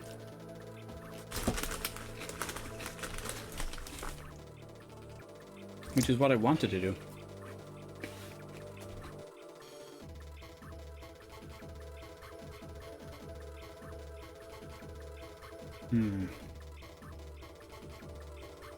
Yeah, it's not.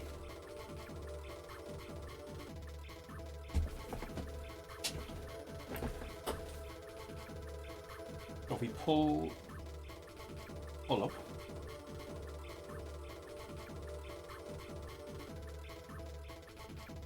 I'm playing ball.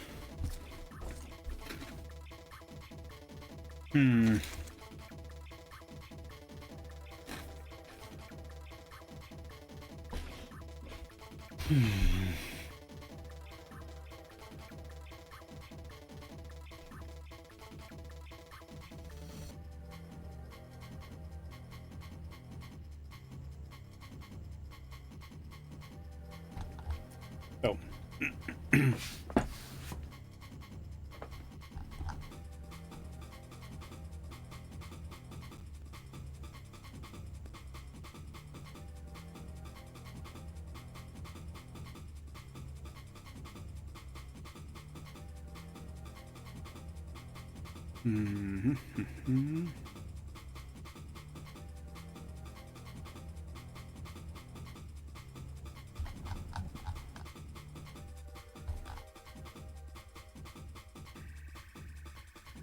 Okay, so this is from my other project, AirJoy.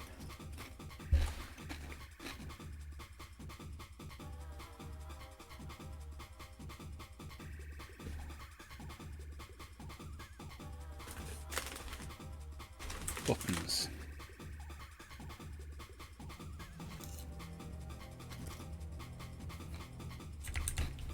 Nope, that's not what I wanted.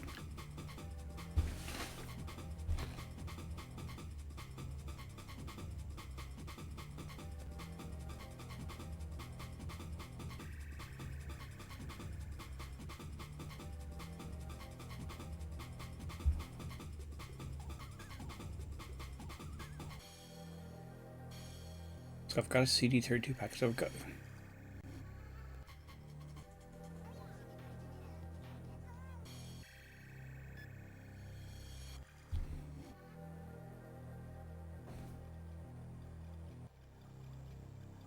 switch packet 3.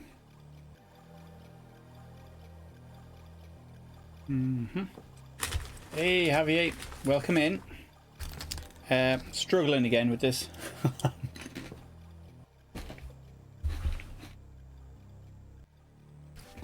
So I've resorted to some snacks to try and help. Yeah.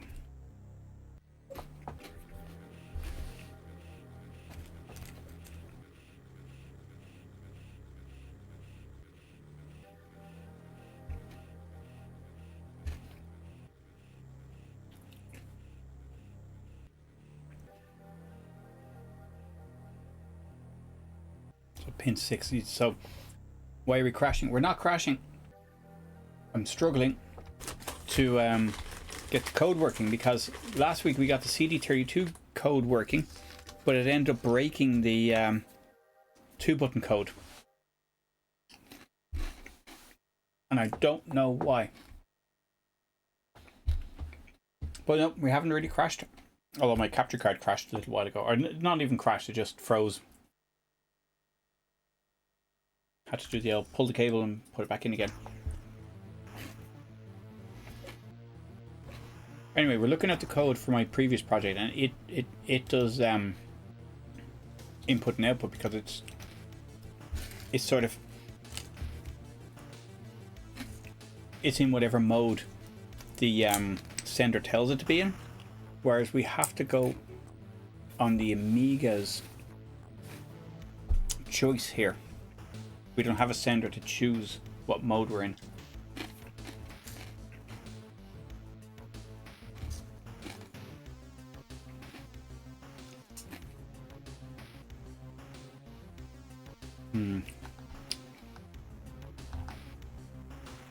Although it should still do the... Well, yeah.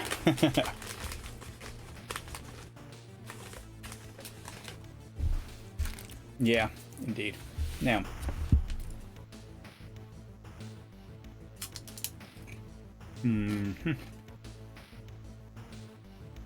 so this just blindly, yeah, absolutely, yeah, you're not trying hard enough. So my old code just blindly sends CD32 protocol, even if the Amiga is looking for the 2-button protocol, which is not ideal.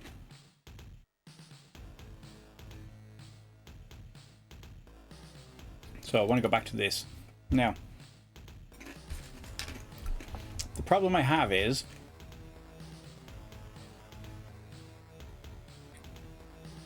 this is our pin 6 signal, the blue line.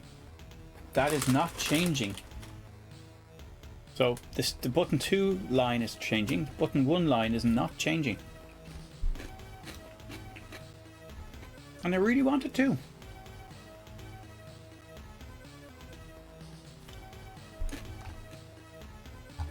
So I had switched back on the interrupt there. I'm going to switch off the interrupt again.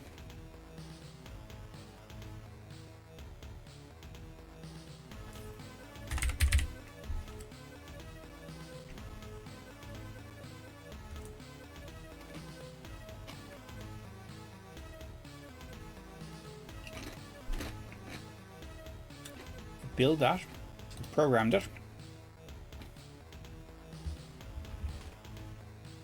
So the interrupt isn't doing anything. So the only thing that's setting that pin 6 data is our main loop. Don't need this code here. Just gone. Gone, gone, gone.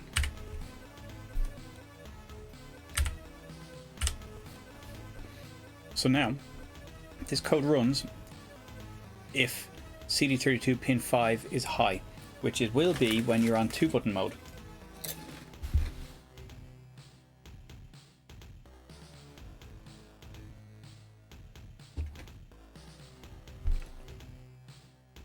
Yeah, setting.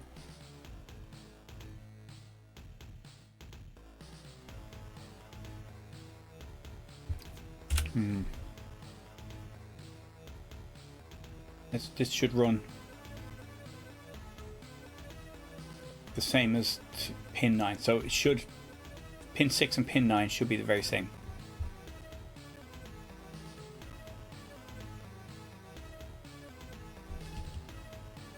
And they're not.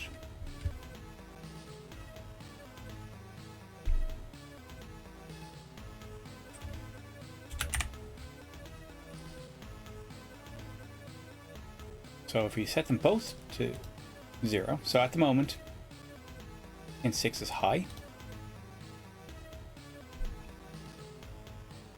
Now it's coding it. Still high. Button 1. Button 2. No. Button 1. To solve the drop line, we're going to getting first button or second one. When it was the first button, I didn't solve that one, but it was just on one button. So I was actually kind of okay with that. You know, I was thinking I'd just leave it as that. That's fine. I couldn't figure out why it was happening, but I'm not too worried about it. This is different.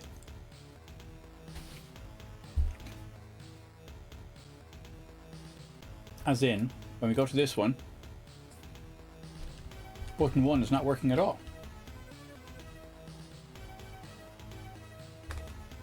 Although the capture card's frozen, so that's not helping.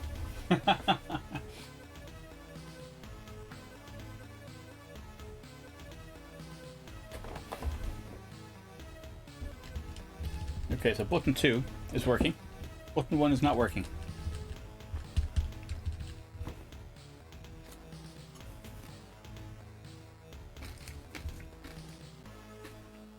And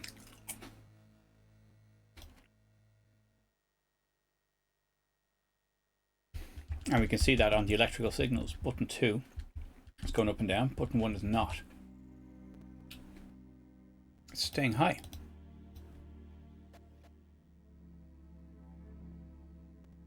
That is this.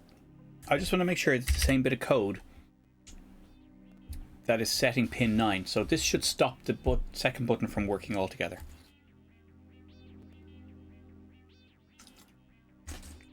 Wait till it's coded. Yeah. So the second button stopped altogether.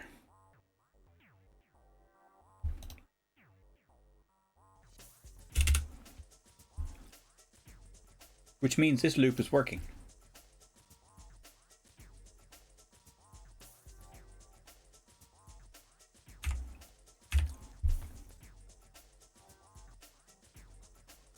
Now let's try and set that to 1.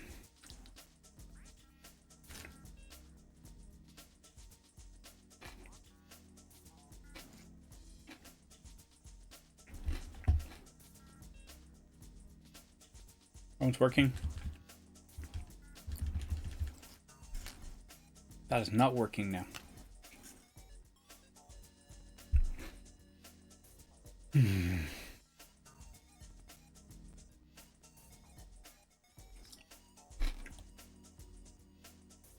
So CD32 pin 6 is low. So whenever this is switched to an output,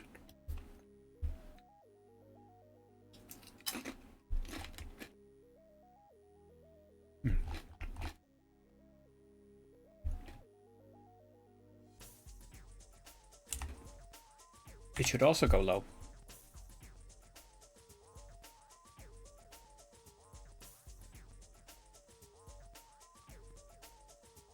Oh, I forgot I have this in here.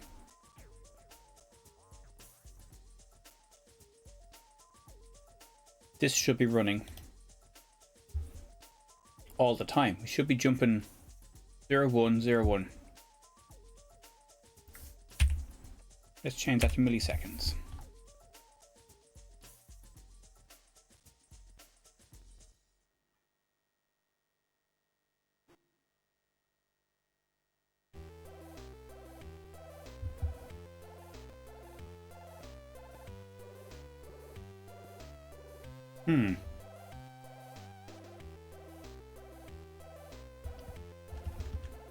Did that and then stopped working altogether.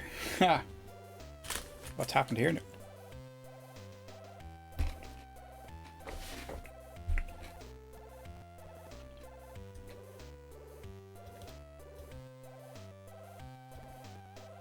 Let's try that again with a longer forwarding time. We'll have to reset the chip by reprogramming it. That's fine. Doesn't take too long.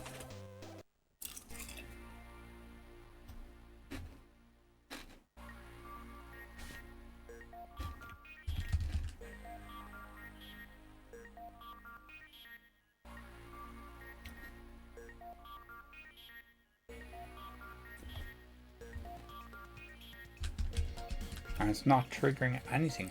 Let's try build it again.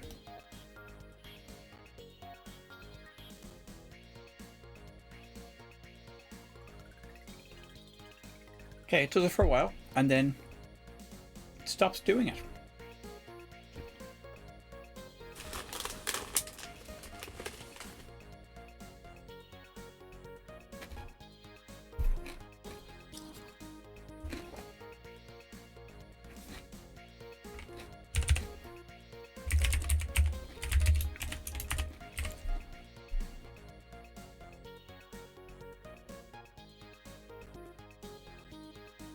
Don't understand what's happening.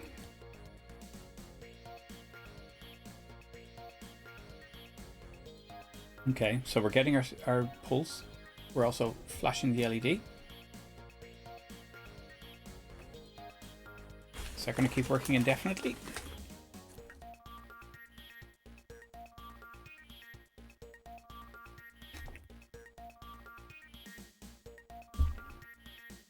Why have the pulses stopped?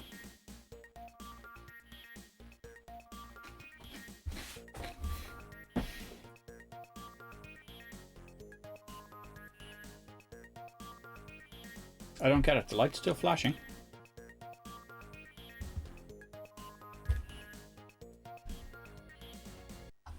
So if I reset this once again,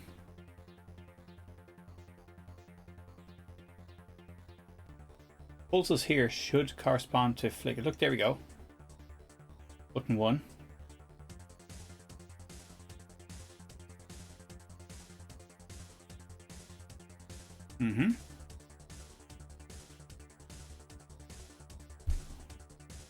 And then it stops.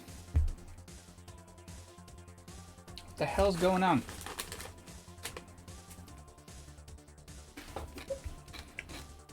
Well, the LED is still flashing.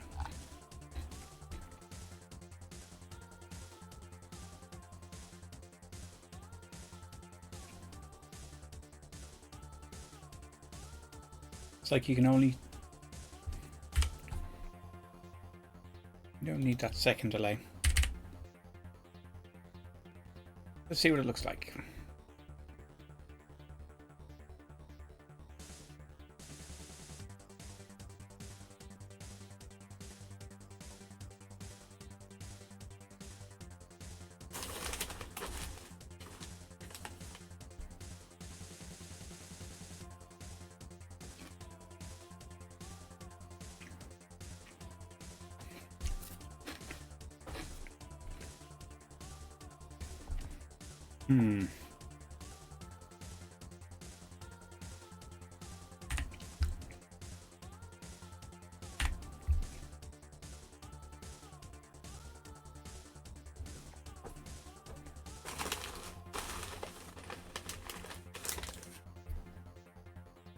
Now we can see a definite thing on the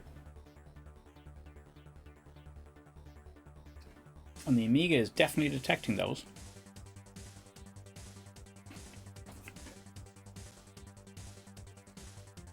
We're seeing our spikes. We're seeing our flashing light.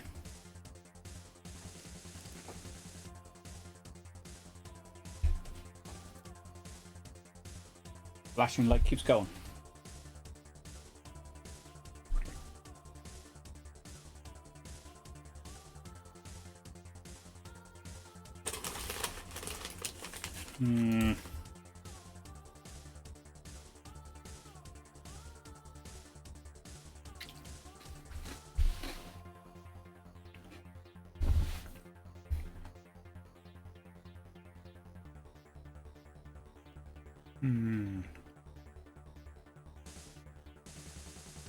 Let's see.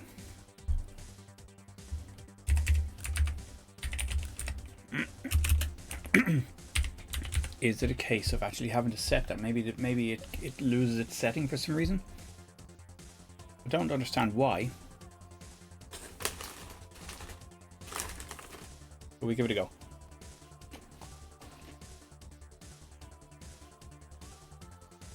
Okay, there's our pulses.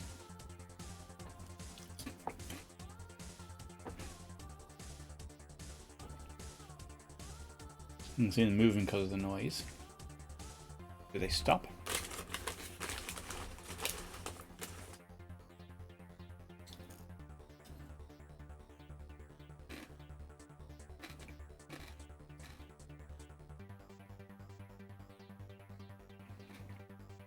I don't think they're stopping.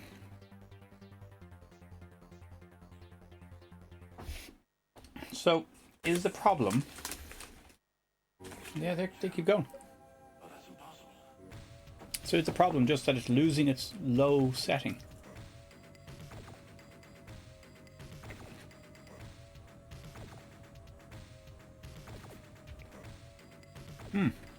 It's still going. So all I have to do is add that whenever the tri-state goes low.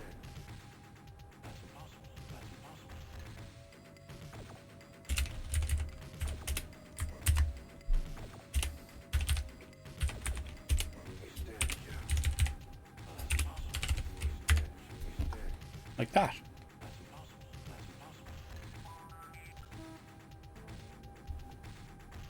Is that it? Very weird behavior, all the same. Still running the pulses.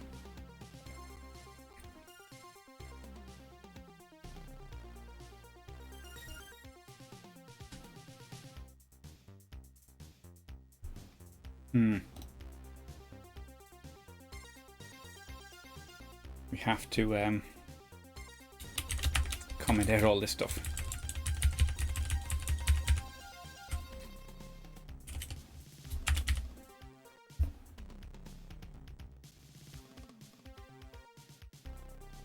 Let's program this, see if this works. It's done something weird.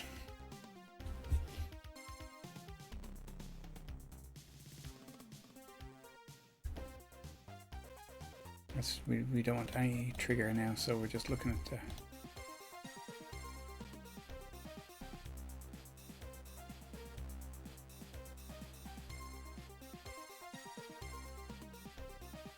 Okay, so high low, we're both going. This is good. Last thing is to put it to the second button.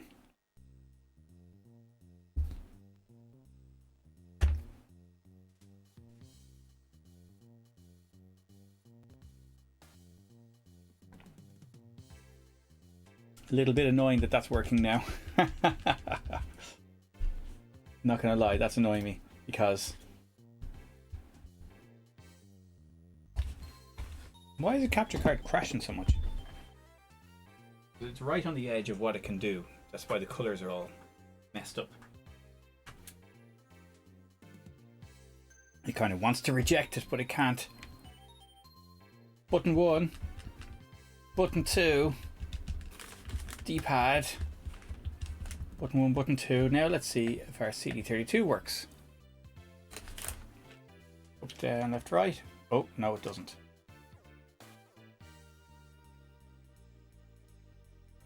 Oh, our interrupts are not working. Let's, that's why. So we disable the interrupt. So what we have to do is we have to set the pin 6 low immediately when we change the tri-state.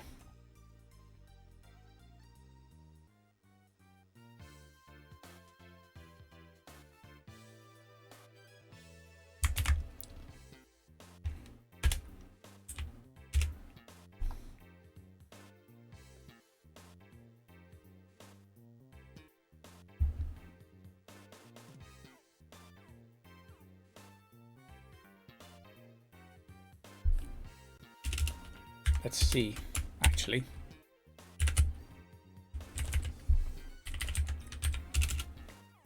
Before we even do that, we'll just see if this works.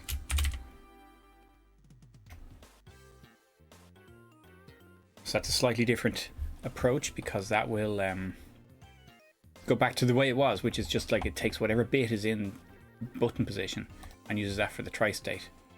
Oh, I messed that up because I...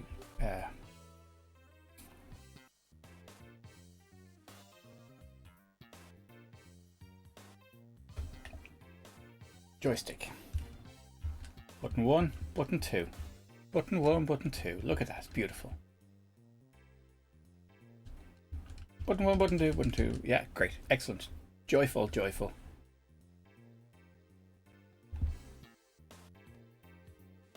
Now,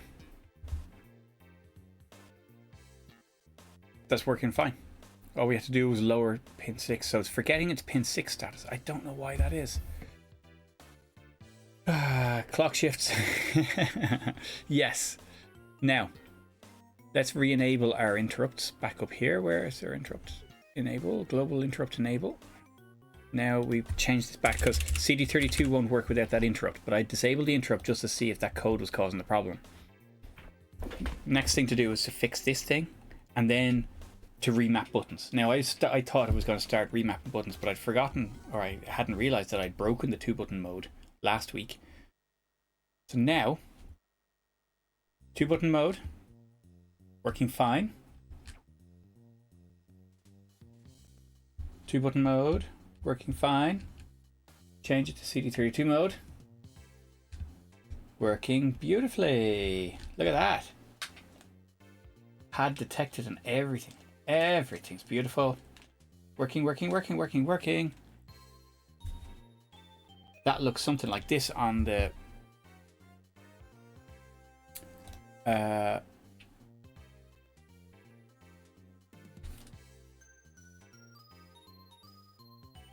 we're not what are we doing? Oh, external, that's what we wanted.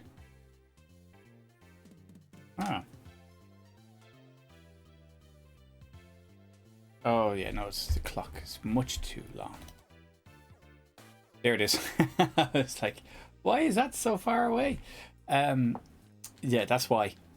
So the pulses are getting caught up. So, we've also fixed. You'll notice we have also fixed the contention magically. That's what we were supposed to be doing. That's what we were trying to do, and it is fixed now. Each of the CD32 buttons are triggering thing. I don't know why that's doing that, but it doesn't matter.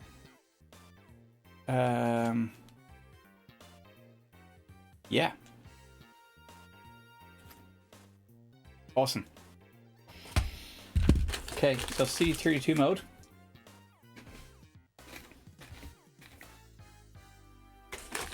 Is working.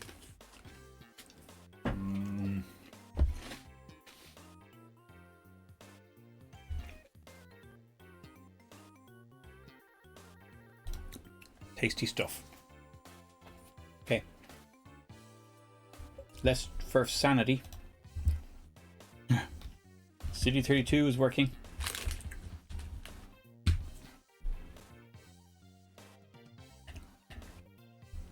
Two-button mode is working. Now let's get a remap on.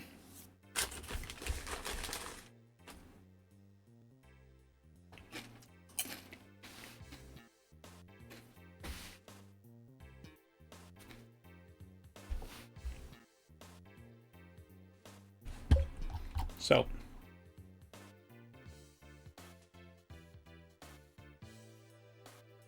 get rid of this nonsense. Nice, elegant little bit of code there. Fine. This is all nonsense as well. We'll leave it there for debugging in the future because no doubt we'll need it.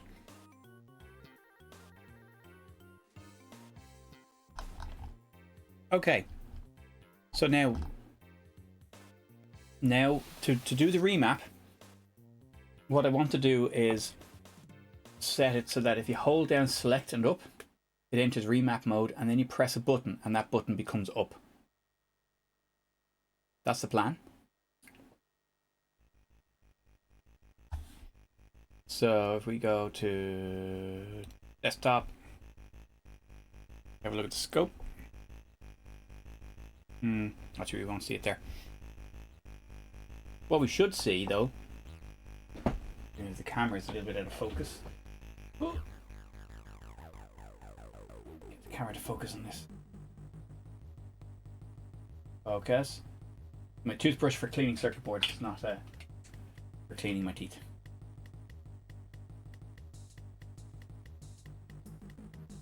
There we go, now it's focused a bit better. So, when I press select, I used to be flashing the LED, but now I'm not. But you look at this code,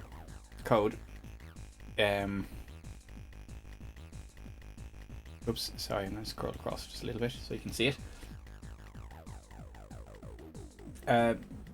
So what we do is we check first off if select is pressed, and if select is pressed, then we check if up was also pressed, and then we enter remap up mode, flash LED 3 times. So if we hold down select and press up, we should get 3 flashes on the LED. We do. 1, 2, 3, 4, 5. Math. 5 flashes. Or who's counting?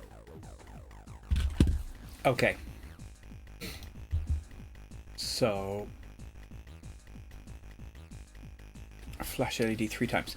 But then we're in remap up mode. Oh yeah, see, we've got extra flashes here.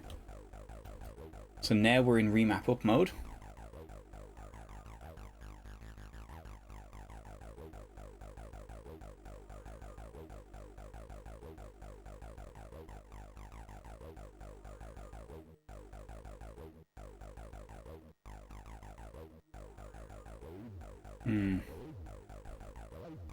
So it should stay in.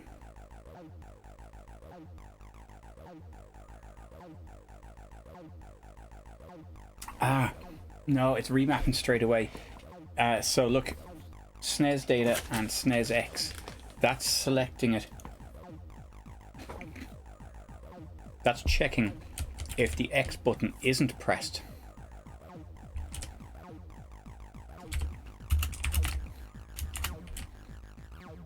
Should actually look like that.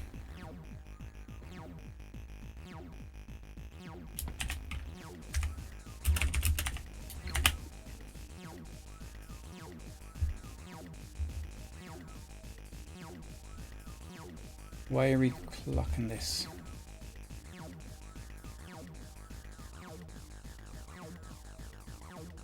What was this for? Oh, it's just to flash the LED to show that it's in programming mode. Okay, so if we run this now, it should stay flashing indefinitely.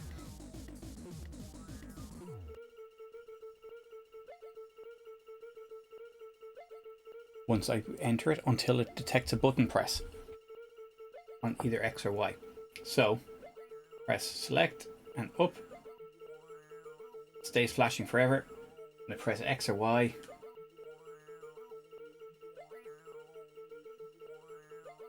oh dear, it stays flashing forever.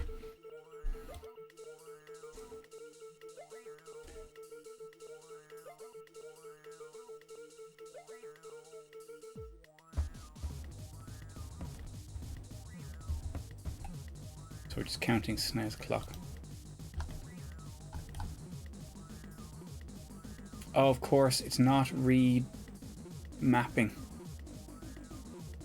It's not reading the pad again. We need a second. So we can't have this in the same select.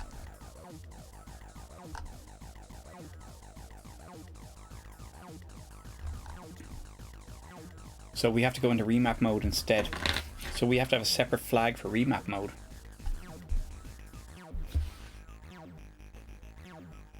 And that has to be outside the main loop, because we still need to be able to read the buttons.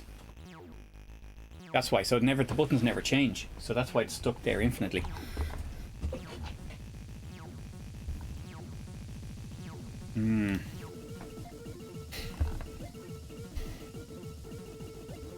So let's go up the top here. That mod is starting to annoy me. Let's skip that.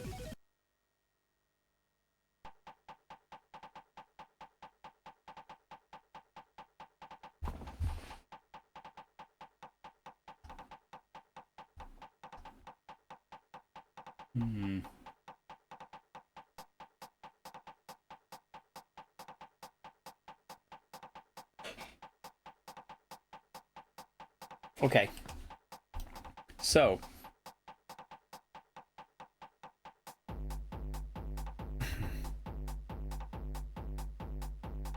what we want is a flag to say we're in remap mode.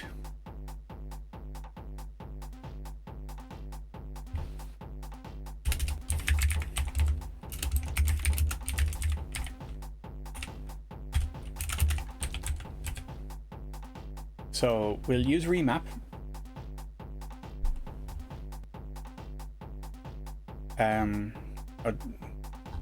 Do we need it? No, actually, yeah, we don't need it to be a global.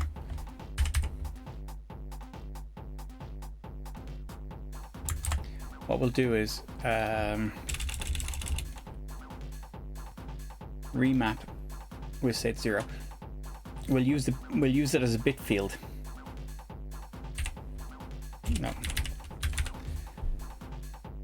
Do we bother using it as a bit field? We've got plenty of memory actually. We've got 330 bytes of memory left. That should be enough.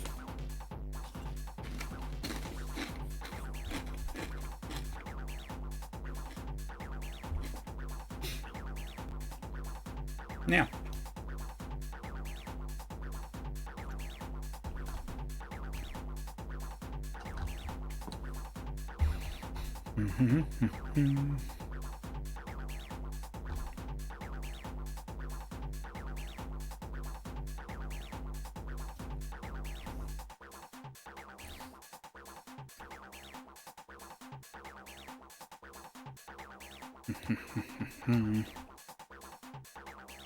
so SNES phase, we're not going to say that. We're going to do remap.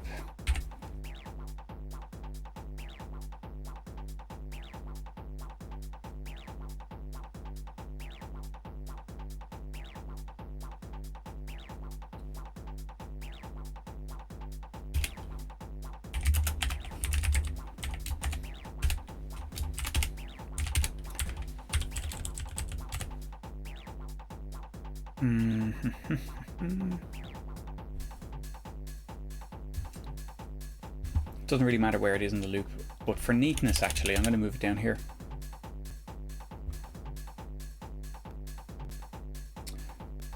So that this is still there. So we don't need this code here at all.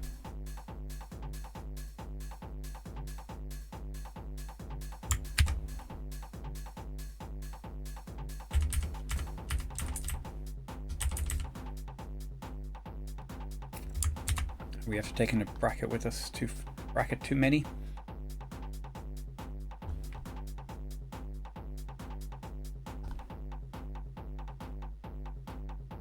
No? I think we're okay. Where's that other bracket coming from? There is none, so this switch is here. That's closed correctly. Yeah, no, it's just because of the switch.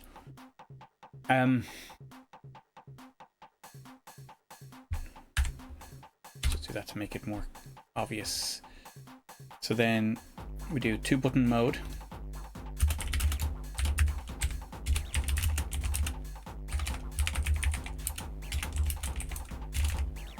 Two-button mo. Now.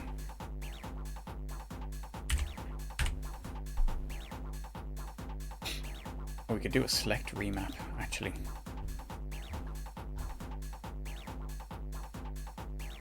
Well, no, because we want to do stuff if remap is going. We don't want to use a SNES clock for this.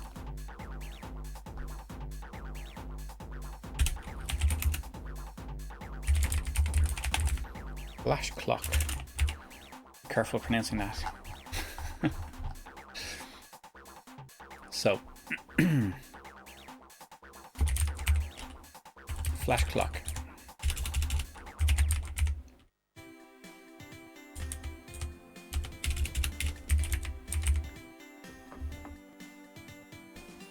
So flash the LED when we're in remap mode.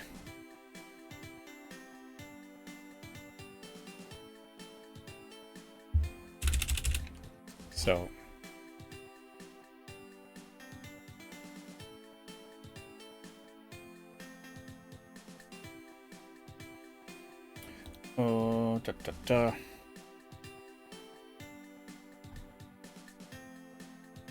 now we should select.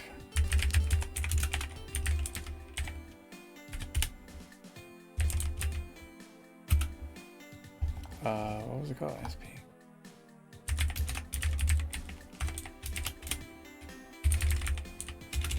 Oh no, that's our code here, so.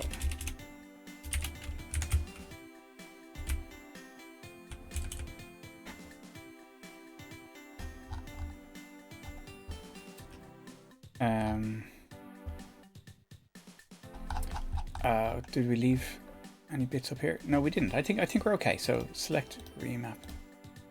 You remap up.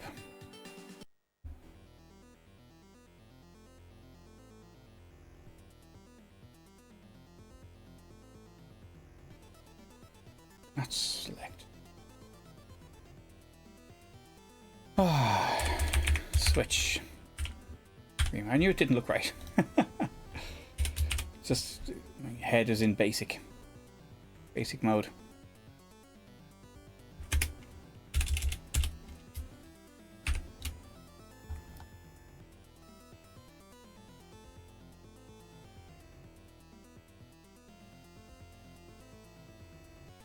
That should be it, shouldn't it? So remap up.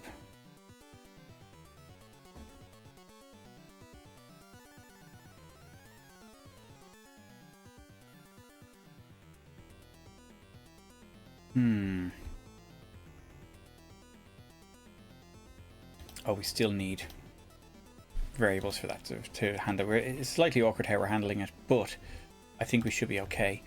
Because I don't want to be able to remap anything and everything. I just want to remap a couple of things.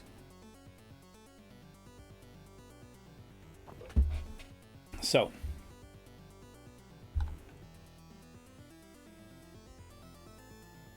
We need a break in there.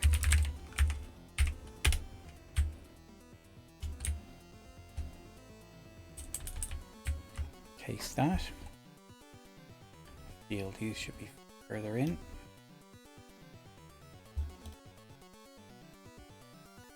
Those brackets all lined up. And then break. How do I have it lined up here? So break is at the same level as the brackets and just one level up from the case.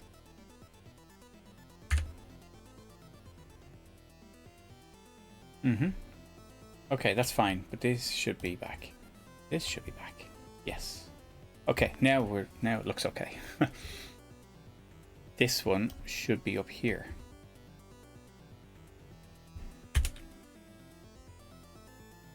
Okay, and now this is part, and we don't have a break there, so this is part of the main code. So this is the end of our switch. We've got too many brackets here now. This stuff could go back then to switch remap.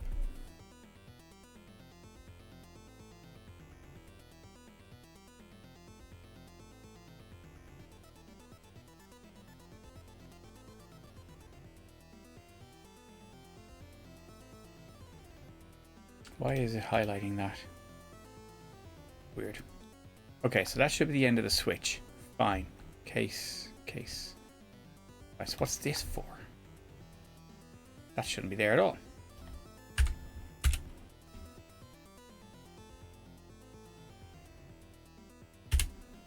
Now let's see if this builds. Nope.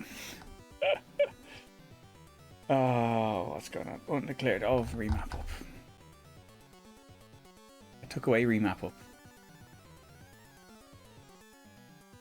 But we still want it.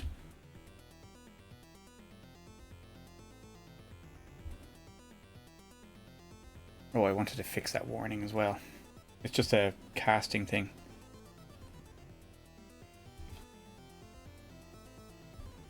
Okay, we still end up in an infinite loop of flashy LED. That's cool. Right, Grant, so that bit's still working. Where was that warning for the casting thing? Oh, sorry, the build log is here.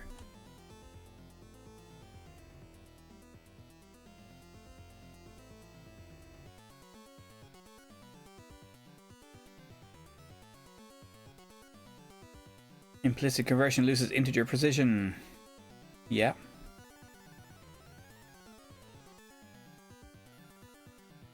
SNES clock is.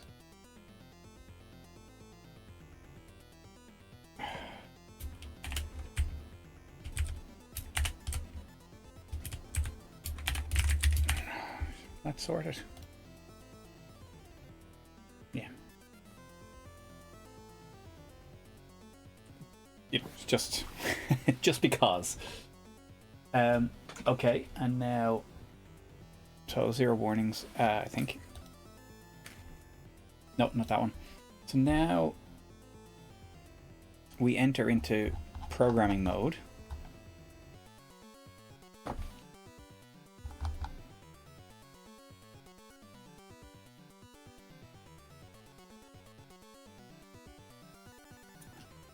Flash LED 3 times.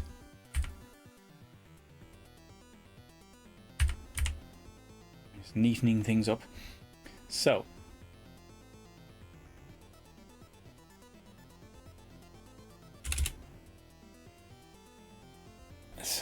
it flashes. I'm going to change that to. I'm going to slow down the flashing, just a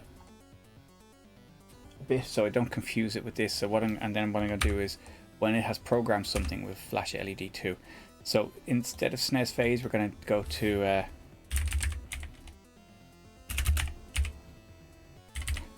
We'll do remap. So our remap is completed.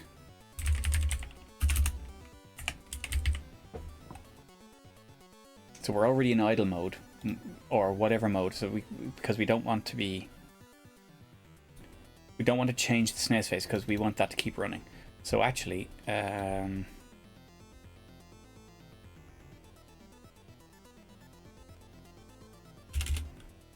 RP remap phase.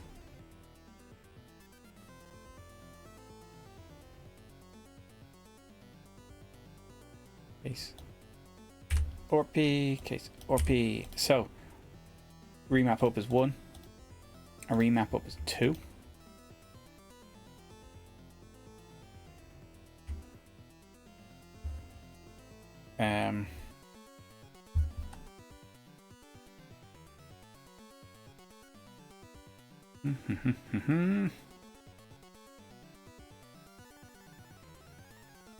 What I do want is just to cancel the remap if you just go to SNES data and SNES up, but that would involve there being a little bit of a delay in between.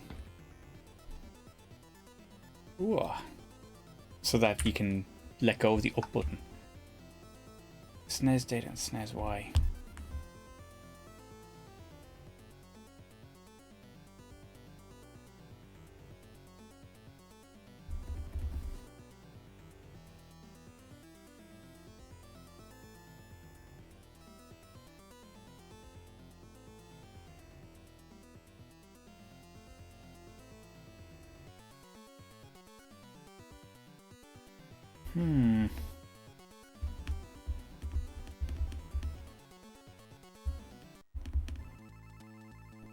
Oh. Yeah.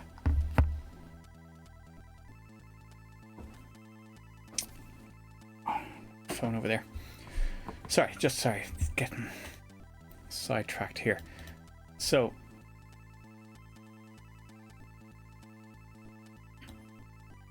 and SNES up equals 0. Remap up equals 0.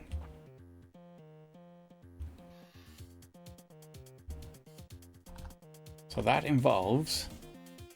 So when we go into remap mode, we should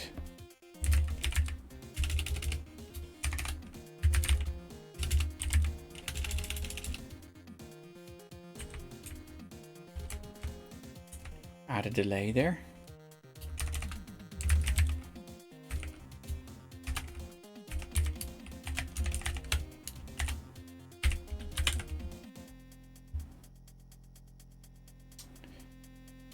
Let's see what that looks like. Oh, what did we miss? Remap up declared here.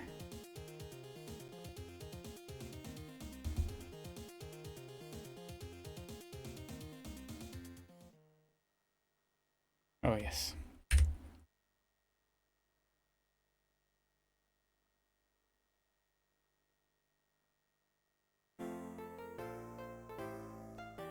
Now, let's see what's happening.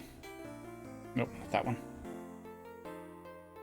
So now if we go into like, oh,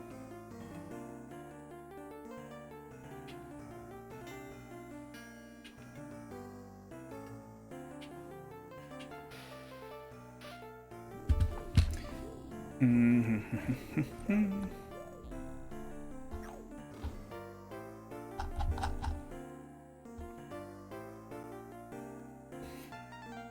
going to comment this out for now. Oh, yeah. Need a break there as well. I'm going to comment this out because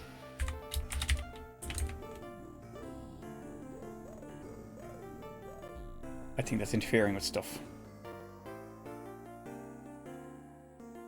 Let's just see if our remap to X or Y is working. So, selecting up, 3 flashes. Y. Yeah, so it does it 3 flashes, delay, and then 4 flashes.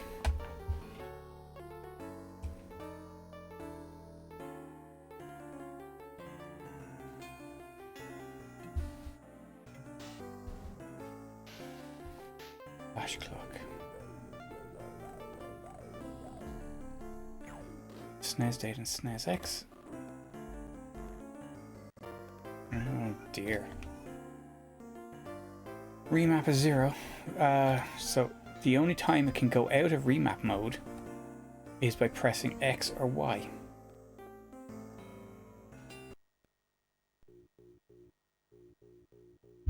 Oh dear. Poor baby. So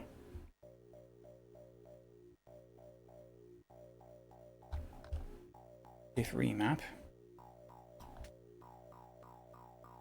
flash clock gets 1000, flash LED, and then flash clocks return to 0. Can't see what's going on here. Why is it exiting remap mode?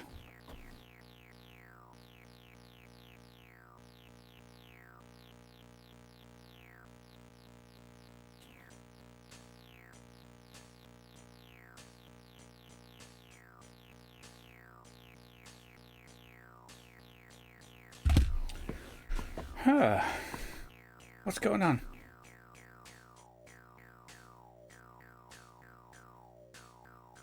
Switch remap. So we're in remap up mode. The remap will be 0 to go out of remap mode. So if we're in remap mode, flashes 3 times to get into remap mode. Remap up mode. Flashes 3 times. Then it delays 500 minutes. Let's do a longer delay there, just see if it, see where that is. So, but yes, there's 3 flashes, and then it does 4 flashes down here. But why?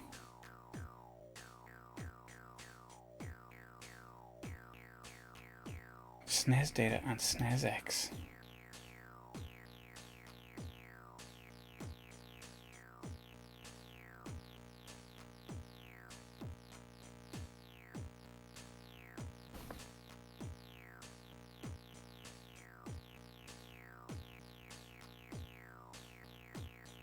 Okay, so it's doing both of these.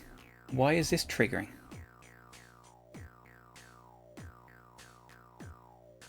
SNES data is the buttons.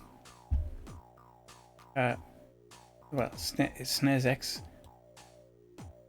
SNES data and SNES, that should only trigger if button X is pressed.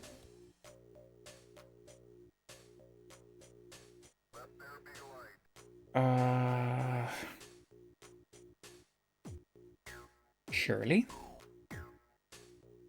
That's how it works up here. Yeah.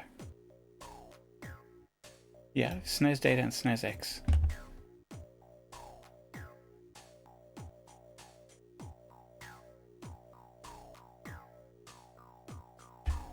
We also don't want to be doing this just yet, because we only want to remap if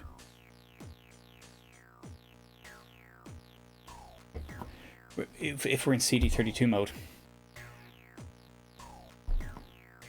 Not if we're, or if we're in 2-button mode. Not if we're in CD32 mode. Remapping is disastrous.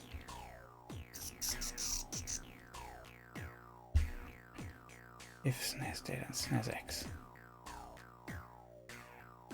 That's just bit setting, bit clearing. That's fine.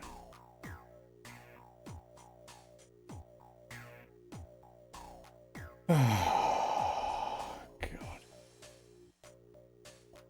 SNES data and SNES X. Like, so that will be false.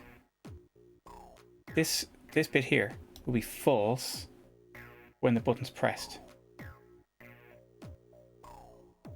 That's what we're looking for, is equal to 0.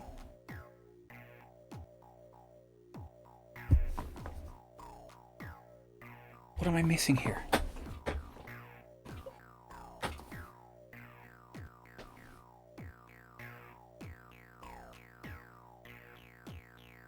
SNES X.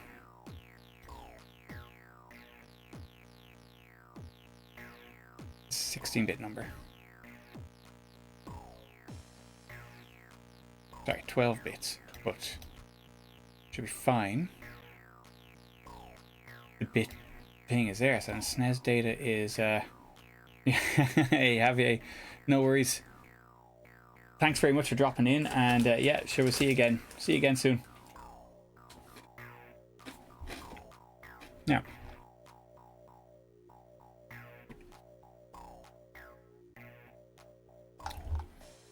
SNES data is an unsigned integer, so that's 16 bits.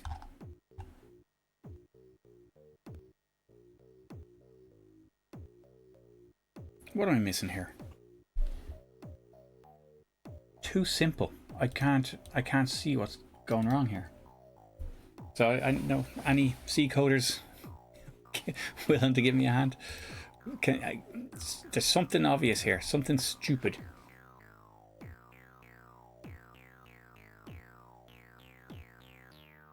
If we change, I know if we change this one else if. Well, nope.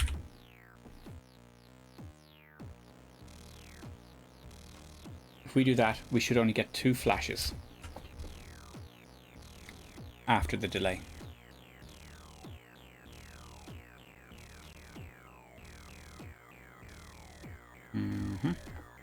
So open select, 1, 2, 3, delay, and then just the 2 flashes.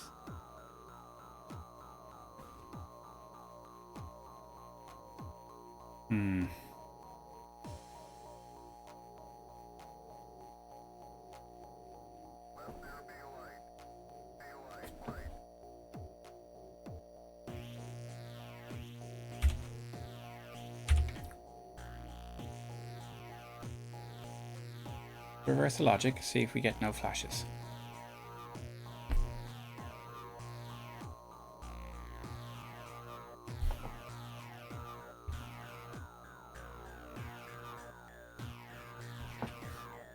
Now it's infinite. Now it's in programming mode.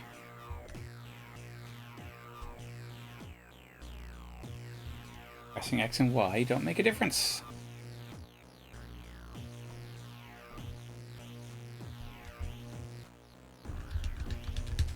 Okay.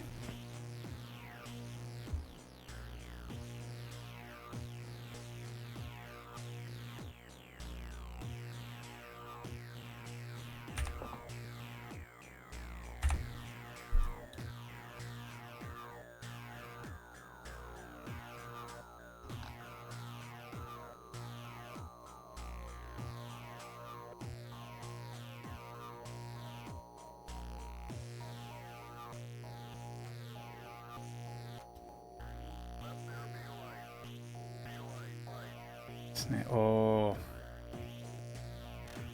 Now.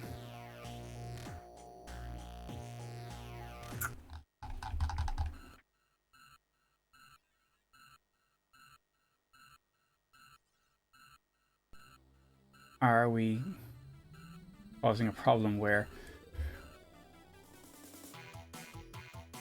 We're resetting SNES data, yes.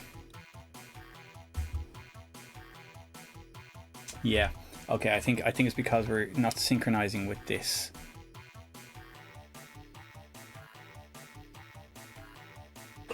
So, yeah, of course.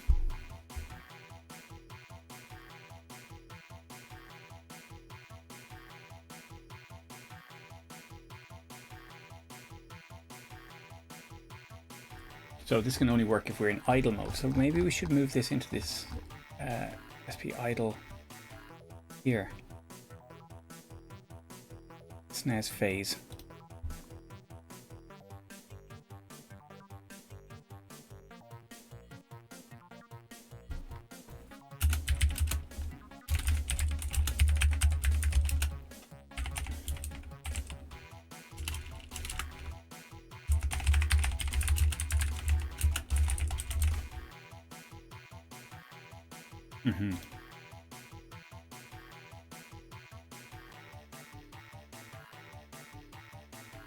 So we could put it in here instead.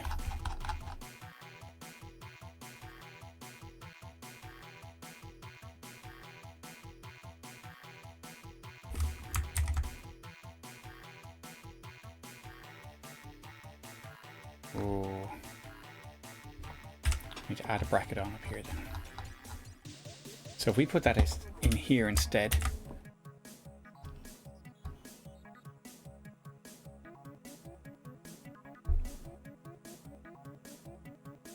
remap.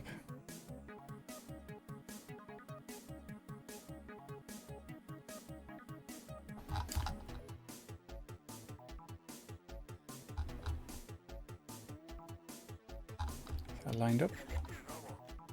And then we need another bracket there. That should be it.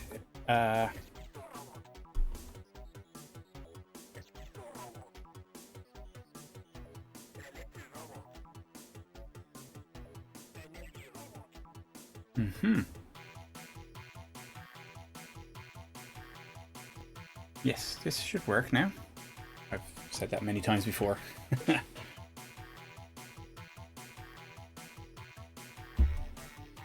Okay, programming verify complete.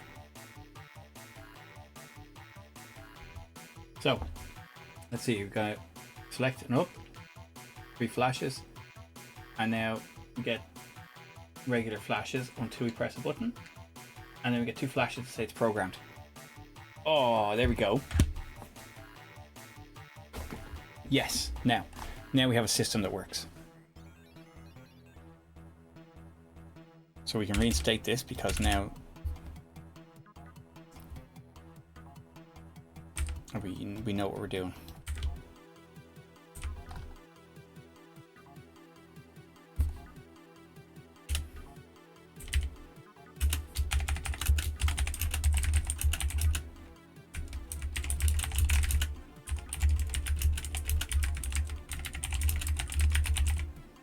I could have put it down below with a check for idle as well, but I think we're okay. Yeah, this is let's change that to 2000. Okay, so we can cancel that by going up. Remap up is 0. So okay, so let's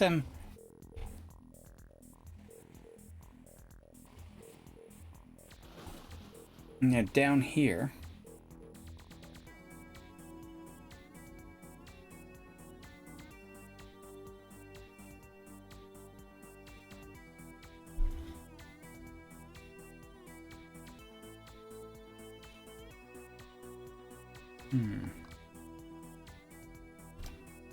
so that's the whole present. Where is it in 5? So here's where we're in 2-button mode. This is where our remapping should be, I think.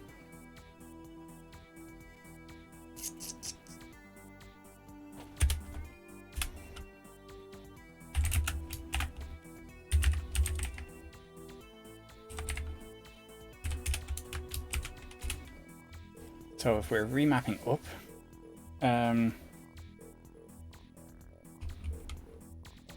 we are setting remap to 1 or 2 or whatever. What we should do is set it remap up.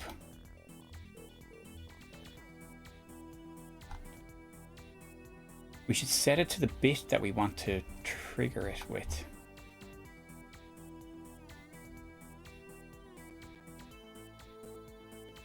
You see? So we should set it to this value.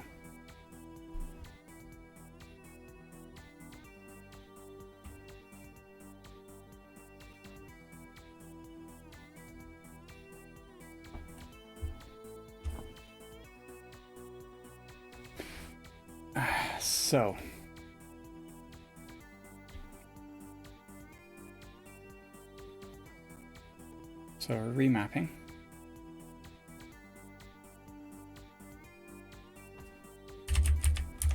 Remap up, SNES X.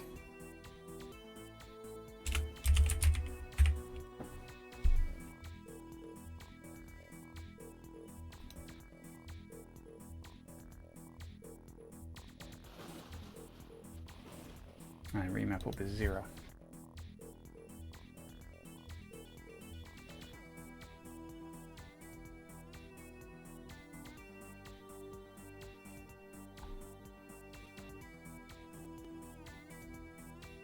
So then, when we're down here,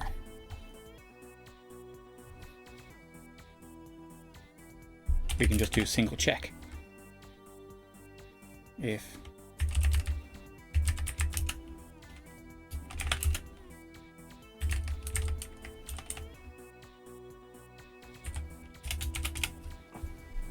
SNES data and remap up.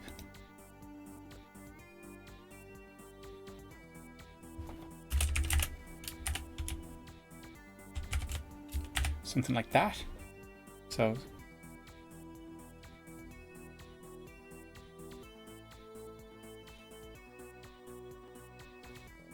if the remap up button, whatever it may be, is active, then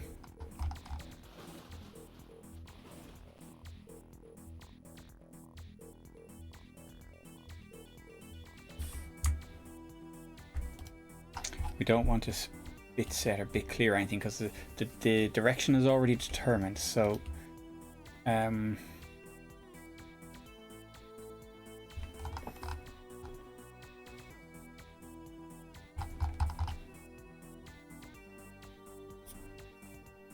CD32 dir.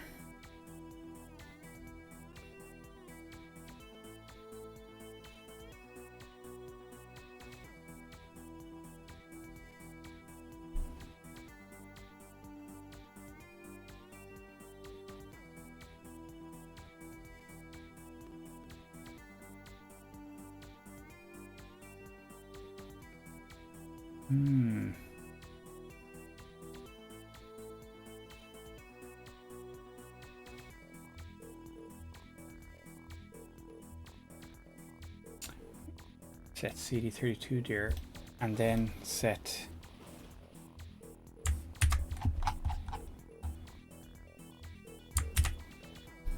CD32 direction.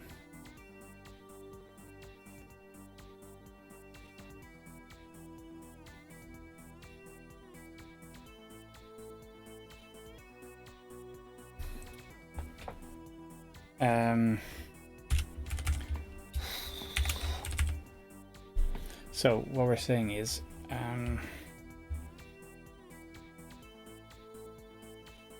it's the first bit, isn't it?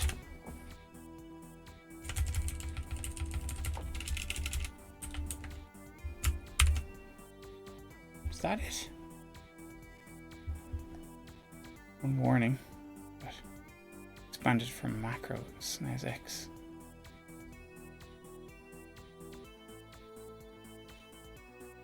What was that? What was that?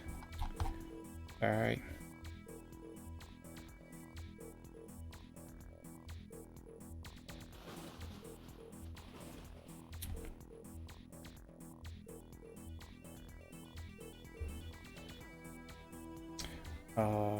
Remap up.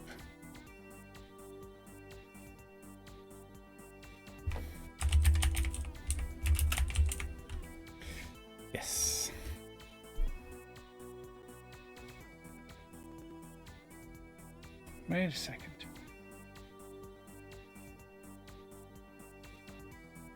Remap up equals SNES X. Oh.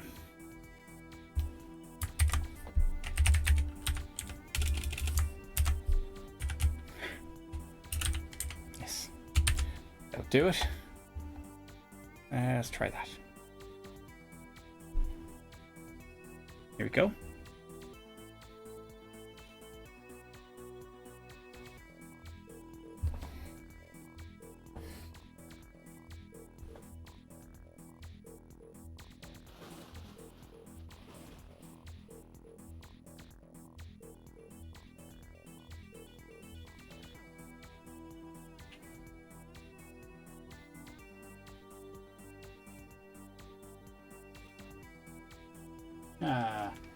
Yeah, almost. You can see there that pressing Y now has remapped. It's switching off down, left and right instead of switching off up. So I've got it completely backwards. That's so close. So what happens if we had that?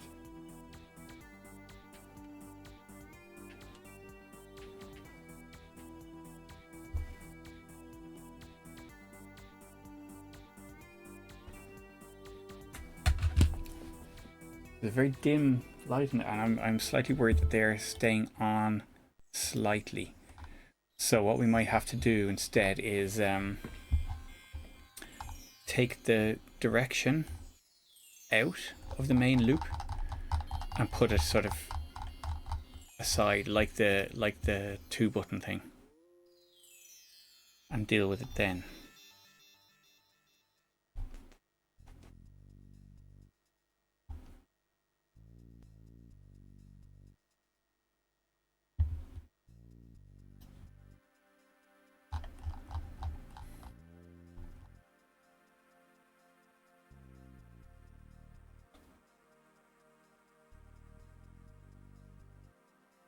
Because I think what happens is every time we set this, this is setting those pins high, and then almost instantly later setting them low. So there's this really tiny spike on those lines.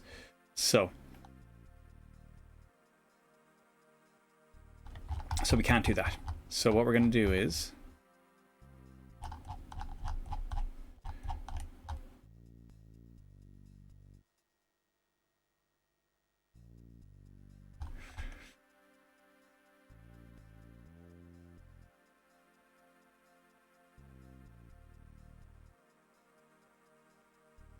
we're going to move that out of here. We're going to put that out here. It doesn't necessarily need to be in 2-button mode. What we'll do is we'll calculate the direction based on the SNES data.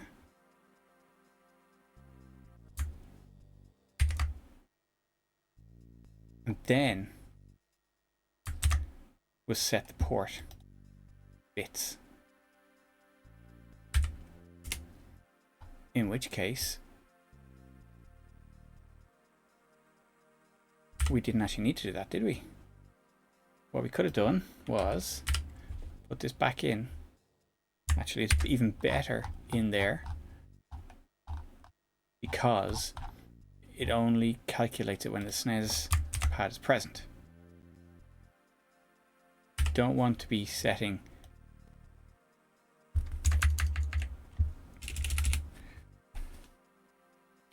we don't want to set up the changing the directions when the pad is not attached, because we're going to get weird values. You're going to get all of them active at the same time.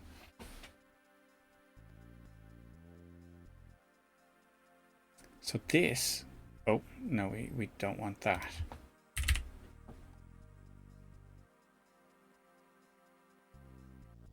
So only when we're in 2-button mode, we run the remap and we inject the bits that we want, and equals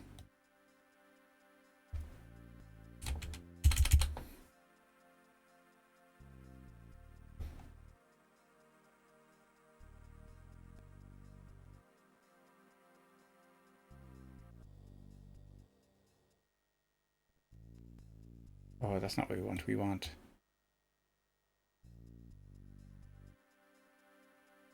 CD32 dir.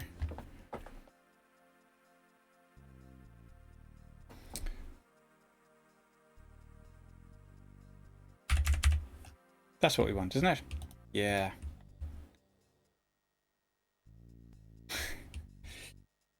Ah, my poor brain.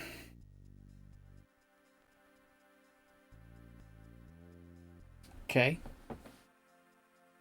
So we're pressing... Oh, pressing X and Y. Nothing's happening. Directions are firing. Still, so directions do still work. So we put it into program mode. Sorry, that one. We set them to X. Now, X is doing the same thing as up. We reprogram.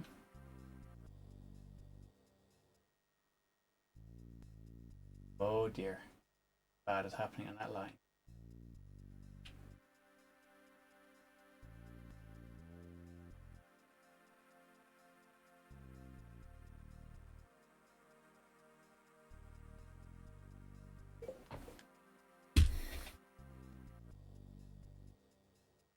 Oh.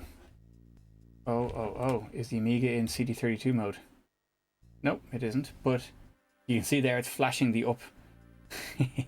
That's why we're getting a faded up LED. Is because we're on auto fire in the up.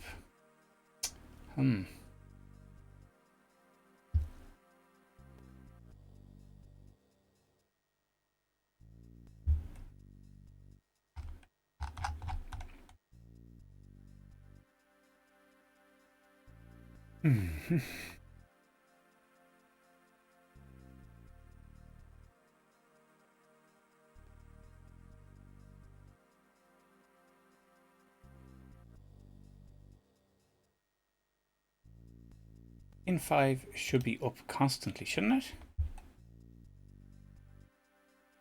Yeah, so that's running. That should be detecting that nothing's happening there, which means that pin 5 is high the whole time. Because if it wasn't, we'd be triggering something and not. We'd be seeing it.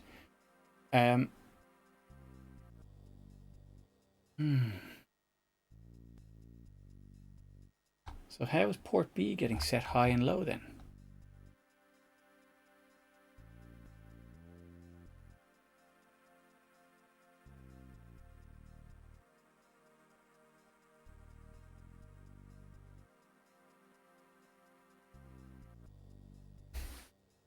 Almost works. Almost works. Let's see. So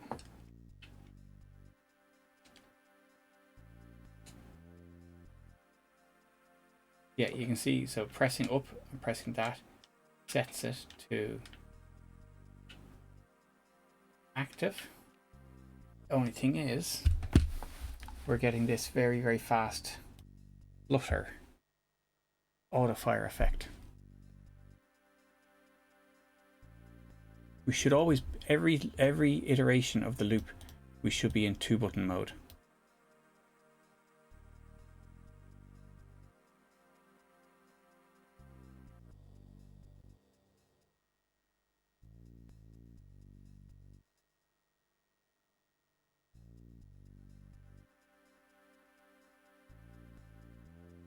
It's pin 4. Why is pin 5 coming down? Pin 5 shouldn't be coming down.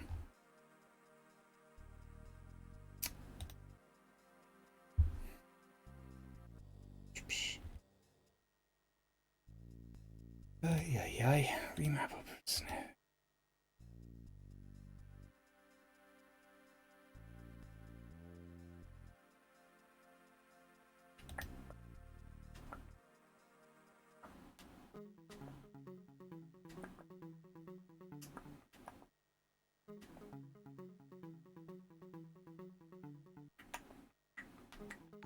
Linford Pickle, thank you very much for the follow. I love the name.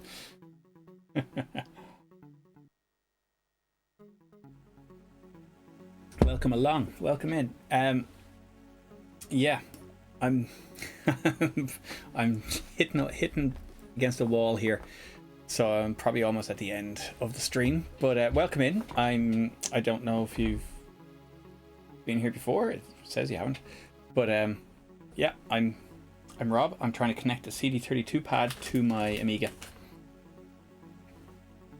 and I've basically got it working. But now I need to get the remapping, or I need to create a remapping function, and that's what I'm trying to do. And again, it's almost working. I just can't figure out why it's not quite working. Excellent. It's a good choice. A good choice. So if you look here, we've got our mouse joystick gamepad test from Amiga test kit. And I've got my my SNES pad here, which is connected through my prototype adapter. And now you can see that if you ignore the flashy up bit for a minute, you can see that we're working as a 2-button controller on the Amiga. And if we change that to CD32, it works as a CD32 pad as well. So pretty much all works, but the remapping function is causing me grief. So that's where we are. So I do sometimes do games. I sometimes do Amiga coding in Blitz Basic, but this is actually coding on the PC, but it's for an Amiga purpose, let's say. So yeah, you can see here, this is my prototype. That's where the SNES connector or joypad is connected up. These are my little direction LEDs. They light up when it's up, down, left, or right are pressed, or they disappear. They go off when up, down, left, or right is pressed. And the green light further over, that one there, is the status light, and that's for knowing what's going on inside, for knowing when it's in programming mode and stuff. So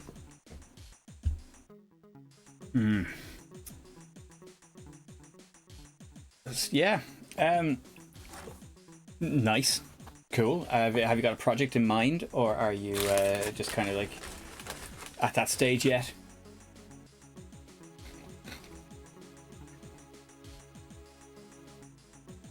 And personally, I tend to avoid doing assembly unless I really have to. I'm not particularly good at it, so it tends to be a case of you get quicker results and quicker dopamine hit when you're using Blitz Basic, you know. But I have done assembly occasionally, but just small parts, you know. Oh yeah, well, the game jam is a very worthy thing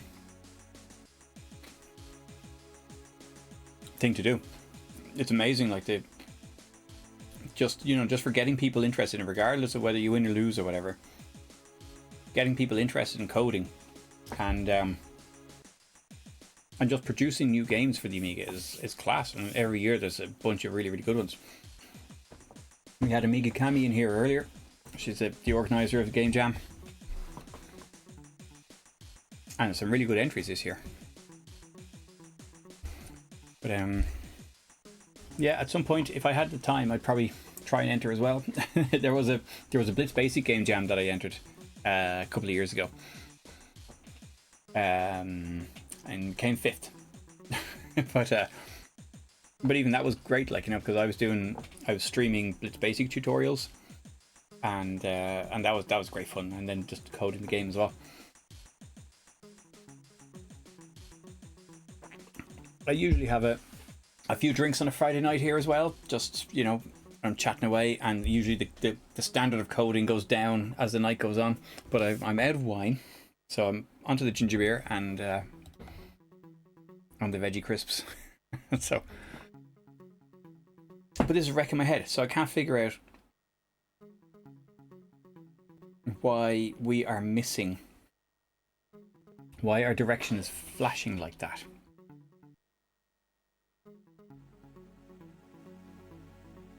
Because we're not setting the direction output.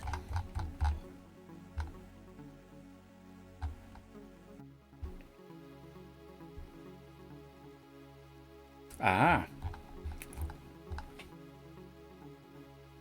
I see. So do you do You do big stuff, like indie stuff. I take it, not being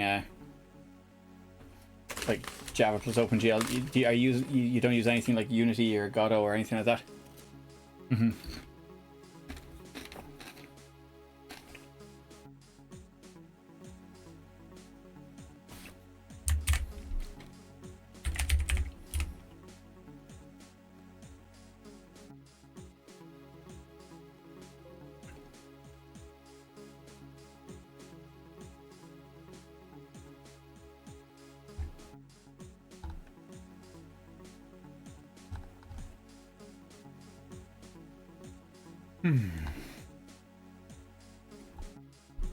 So what's happened? So this interrupt here is, I'm just going to disable the interrupt just to be sure. I think that's cheers. Yeah, I'm struggling. It's probably partly tiredness. For among other reasons. Yeah, I have a 9-month-old child, so it's certainly doesn't help the brain. Okay, so I've disabled the interrupt. There's an interrupt there, and that is only needed for reading the CD32 pad. So I've disabled that entirely. So CD32 pad axis won't work at all. But if we do our up and select, we should get programming mode. And then if I press Y, programmed. And now directions are working. And if we go to the Amiga cam, we're still flickering up.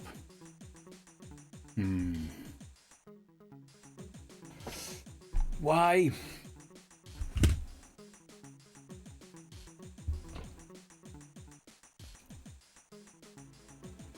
So it's not the interrupt that's causing this. So let's re-enable that.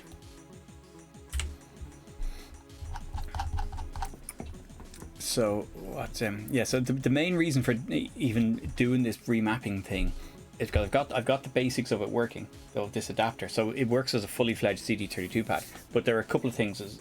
At first, that the colors don't match up with the CD32 pad colors. So I wanted the option to like have this as the red button instead of this, and you know, that kind of situation, or this instead of this. So because at the moment this fires the Amiga, what the Amiga thinks is the red button, because it's in that position on the. I have a CD32 pad here. So if you look at the CD32 pad, it's red at the bottom main button, and that would be blue. So slightly different, but in most games would use like the red. You know, they actually talk about the colors, and they'd be red and blue buttons. So it's just to swap the A and B buttons around, but I also wanted to map up, because when you're playing some Amiga games that are made for a joystick on a D-pad, using up for jump isn't quite as good. And it's nice to have it as an extra button.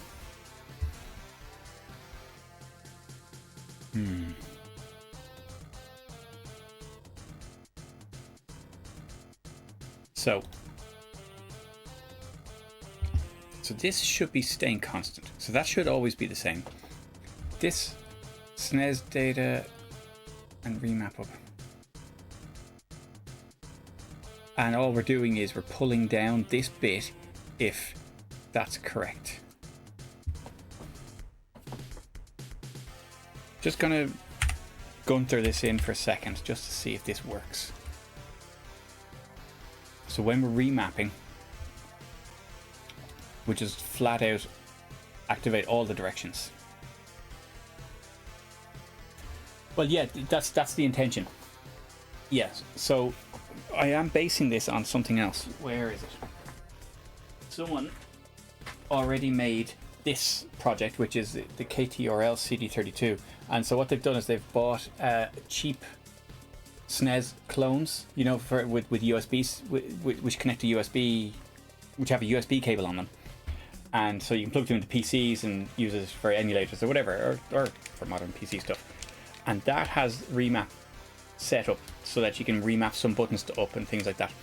I'm basically replicating that, but using an actual SNES pad rather than a modified SNES clone.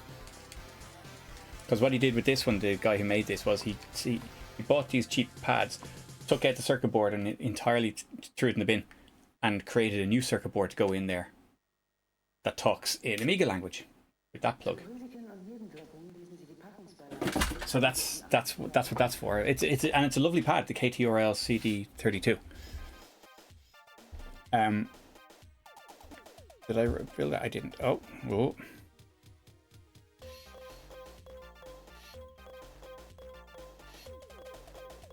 Eric's. Oh, there we go. But yes, so yes, the intention is that the user can remap it, and eventually what I'll do is the remap will be stored in the flash in the adapter, so that you only have to remap it once, and then the next time you plug it in, even if it's been disconnected or whatever, it doesn't have power, it will remember that. So you'd actually have to go in and cancel the remap if you wanted to change it back to the default. That's the plan.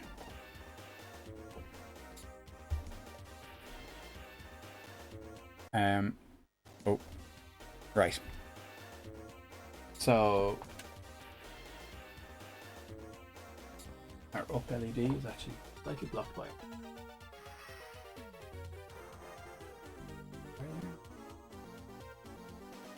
That's better. So we press select and up, programming mode. Press that button there. Now, that is dimming the LEDs, so look, they're all firing at the same time.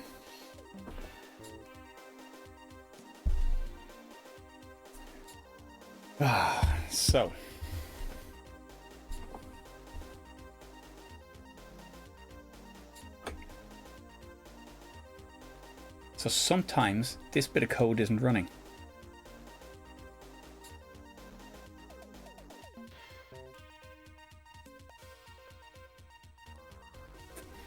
You know, I wonder if we set up a little flag to say we're in 2-button mode, or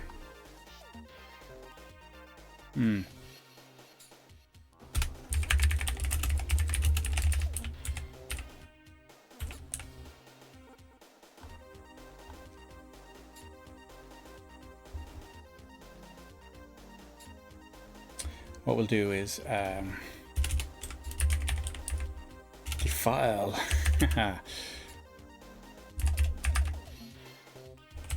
mode C32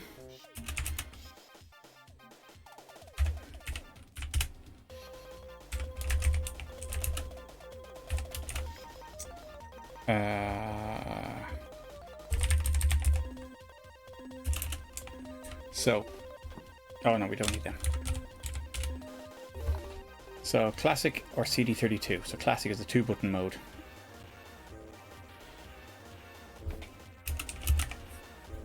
I'm going to start off in 2-button mode. So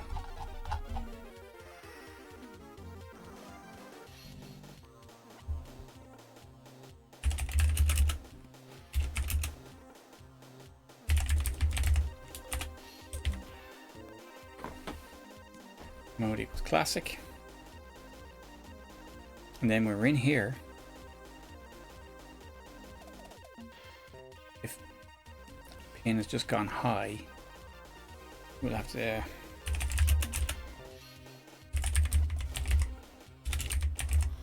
so we switch to classic mode there. So if pin 5 is low and it has just gone low,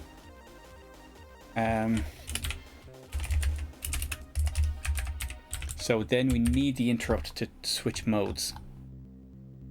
So let's make sure, is our interrupt still enabled? It is. Let's... No, what's happened? Undeclared. Oh, yeah.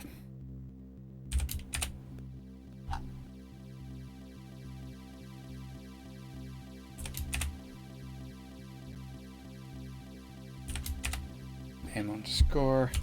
Let's try that now.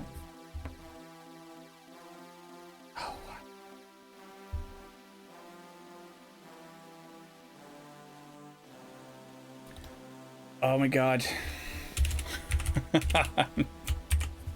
Rookie mistakes. Rookie mistakes. What was the third one?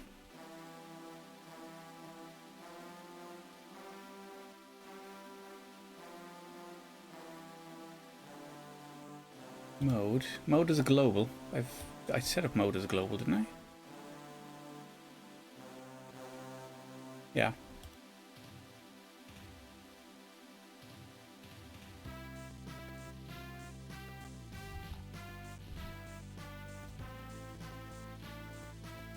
Yeah, okay. So it's just because of the other errors. Oh, look, it's programming, so our D-pad chaos has stopped. Up, down, left, right, working. Button 1, button 2. Let's try and remap it.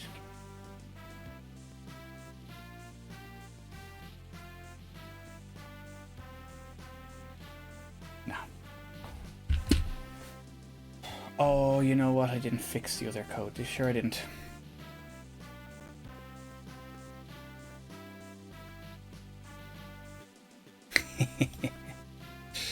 Yeah.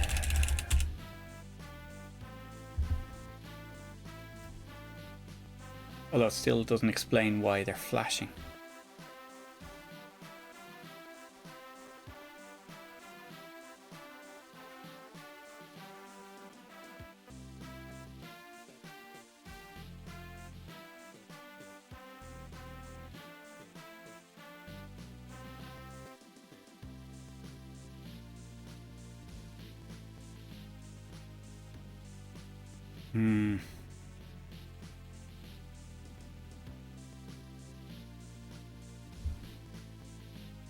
Let's program that in and see what happens now.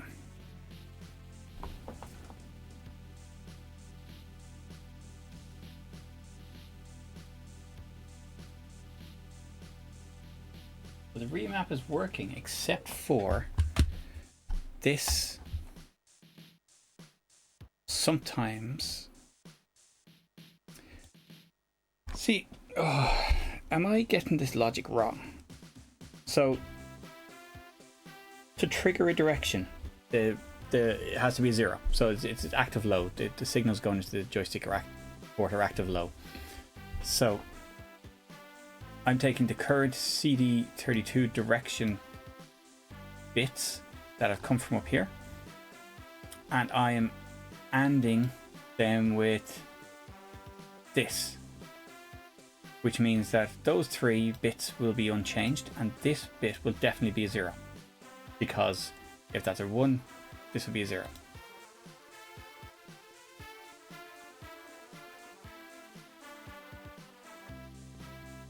I am doing that right, haven't I?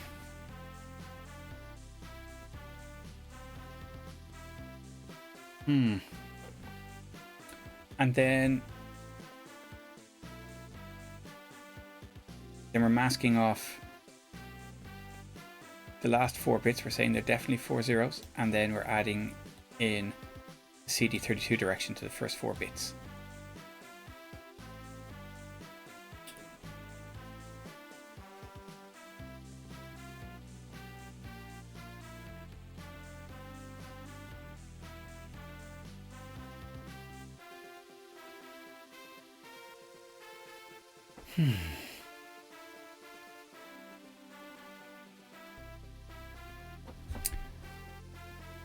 Am I just being silly now? And it's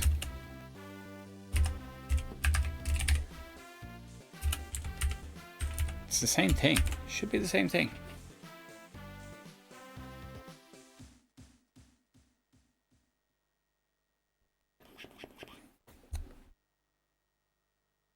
So select. No, it's doing the same thing.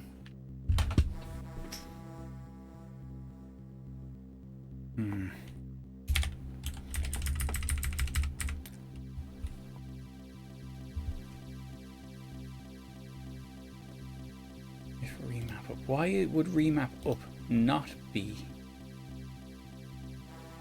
firing?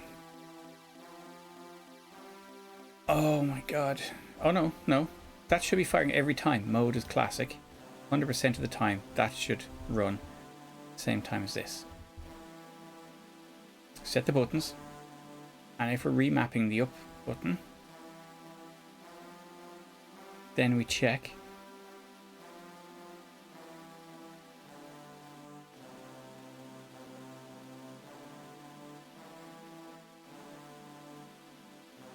the input on the Amiga. Yes, there is. Yeah, it's kind of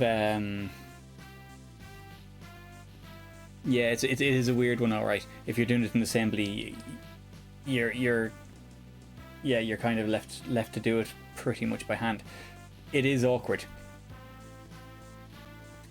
Is it something like the up and down are directly represented in 2 bits in the register, but left and right you have to exclusive OR the up and down ones?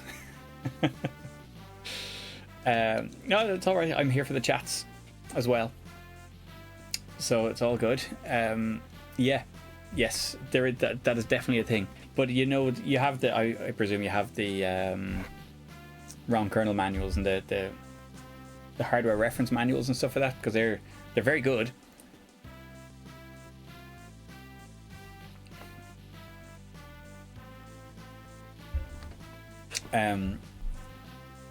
They are fantastic. Yeah, it's like one of my most used bookmarks in my browser.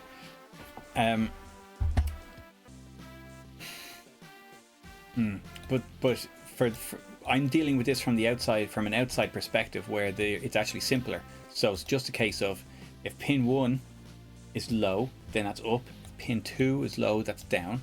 Pin 3 is low, that's left. And pin 4, if it's low, that's right. It's very, very simple.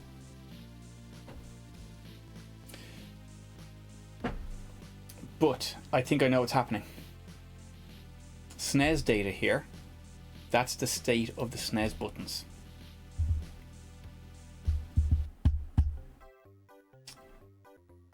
But when it's being read,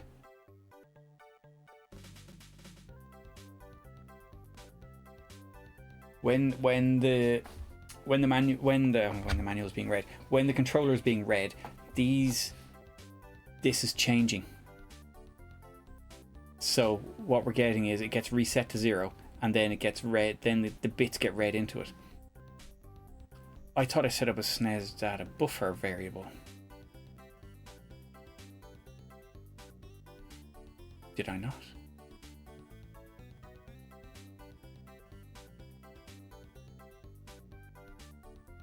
A CD32 buttons buffer. Maybe we want that as well, because this is the second time I've had this problem. I should have recognized it. So what we do is, so the remap function only fires when we're in idle mode as well. So we could put it in here.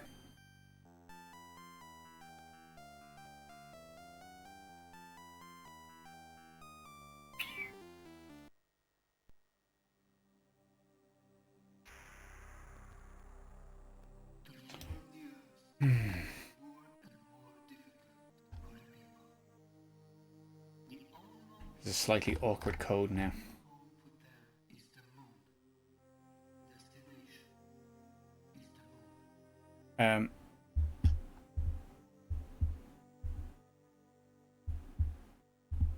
But it turns out that we didn't need the mode classic, so we can actually get rid of that now. Classic and CD32. Because that's not the problem. We can read it directly from the pin, from pin 5. So it's directly up to date. We're in 2-button mode.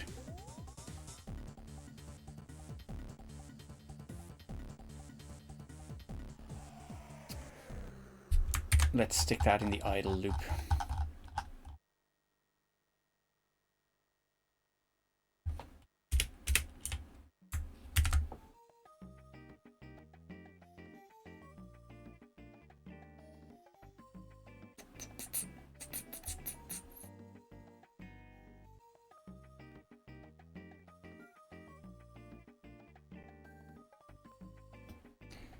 Now, maybe it's as simple as that.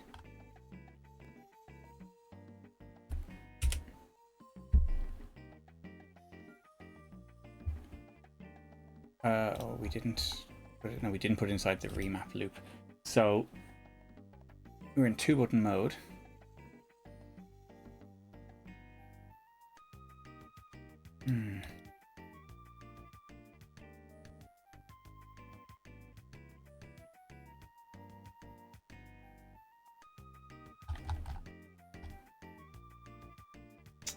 Let's try that. That'll probably just work. I've said that so many times. I always do. That's how coding works. Okay. And now, up, down, left, right, still working on our lights up there. Let's put in programming mode. And then program to Y. Now, up, down, left, right. I think that's working. Let's have a look at our Amiga screen. Look, no flashing. Up, down, left, right, up, down, left, right, up, down, left, right, and then up, up, up, up, up, and button 1, button 2, and up. Yes! And now we should be able to revert that by going program, and then instead of choosing a button, you choose up.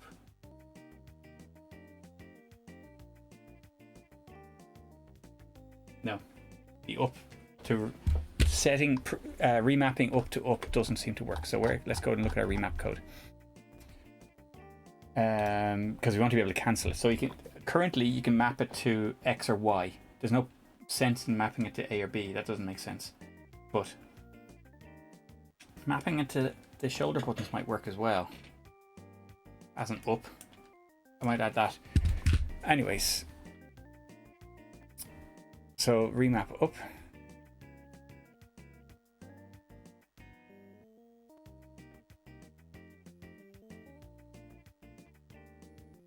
Oh, got a break here. That's it. Hey, welcome back. we're okay. We just got stuff working. So now we can remap the up button, the D-pad up to one of the X or Y buttons. I'm going to demonstrate that now, because now I think I've just fixed being able to unremap it. So let's have a look at this. So we're after doing this. Let us see how this works. So go to the Amiga screen. You can see the pad here. I'm pressing these buttons, nothing's happening. There's our button 1, button 2 on the red and yellows. D-pad's working. Now, if I hold down select and D-pad up, I'm watching the LED is now flashing now, telling me I'm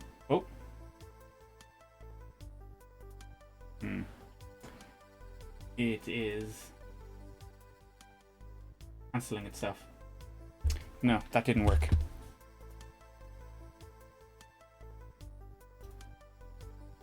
Because I think it hasn't had a chance to read. Balls. Yes, it's because it hasn't had a chance to reread the pad, so it's still stuck with the old data in here.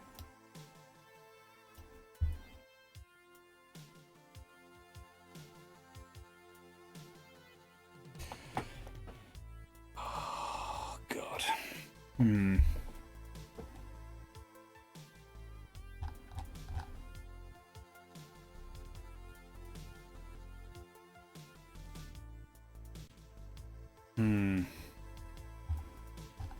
Because yeah, it reads it there and then it loops back around.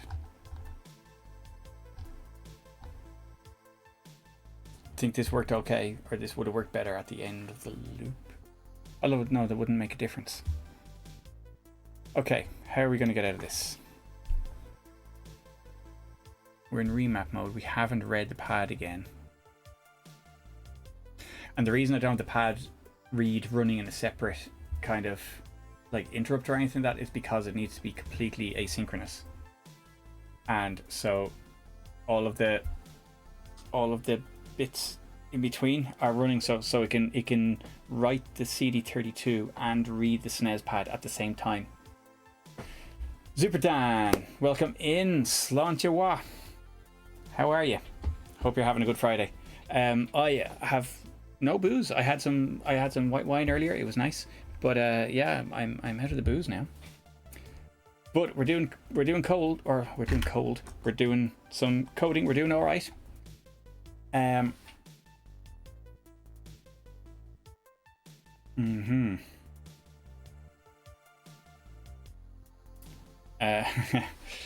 Okay, so I need to figure out how to.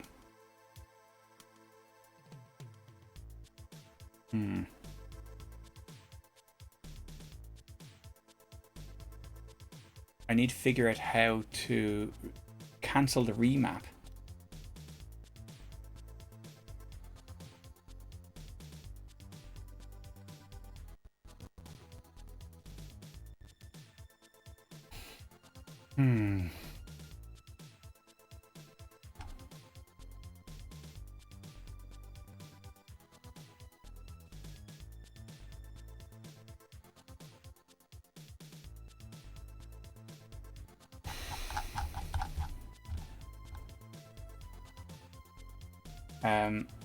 Oh my god.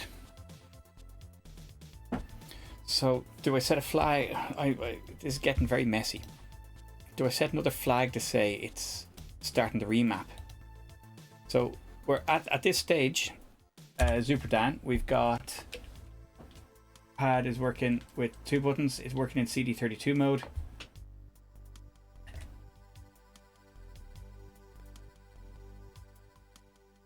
And the only thing I need to do is the remapping, and I kind of had it working.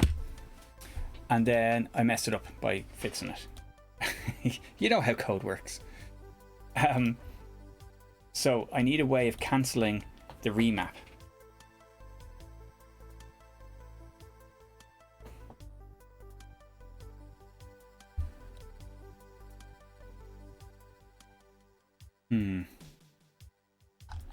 We're gonna have to put in a remap enable flag.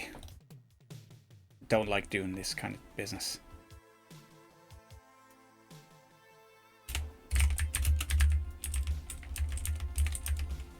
Especially when I've only got 384 bytes of RAM. Oh, sorry, 368. Remap enable equals 0. So when we go into remap mode, which is down here,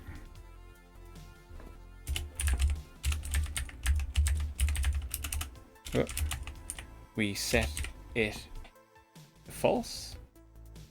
Then up here, after we've waited for our first flash,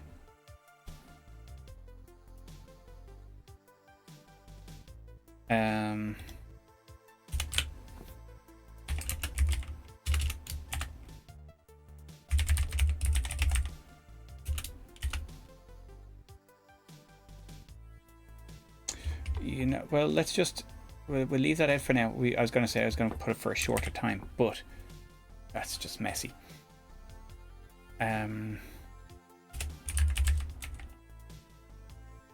What did I call that variable? Remap enable, yes.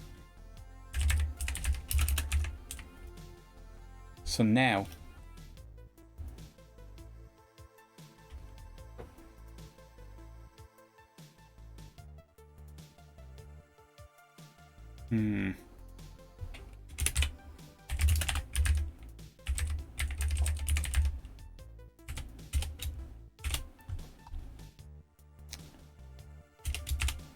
something like that. Hopefully, let's try that. And let's move you in a little bit. Build, build, build, build, build.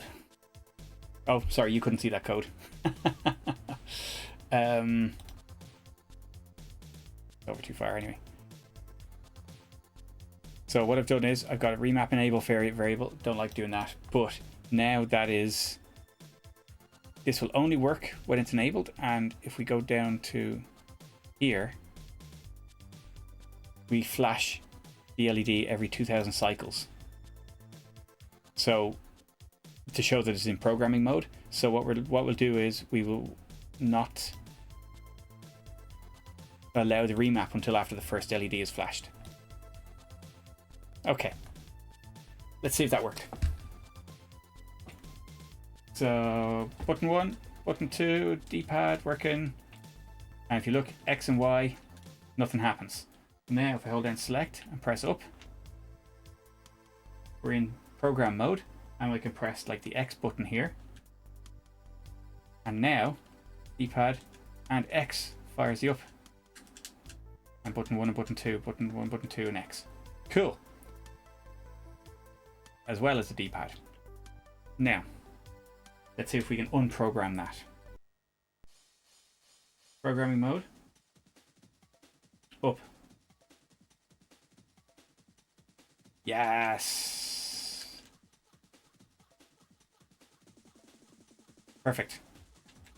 Working. That's fine. Just have to wait till the first flash. That is okay.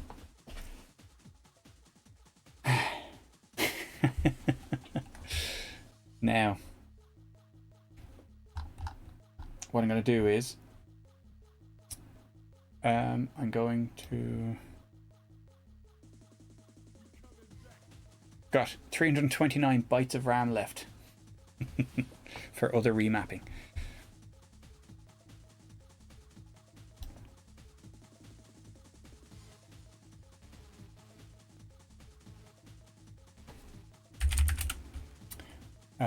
I can put in a load more of these blocks.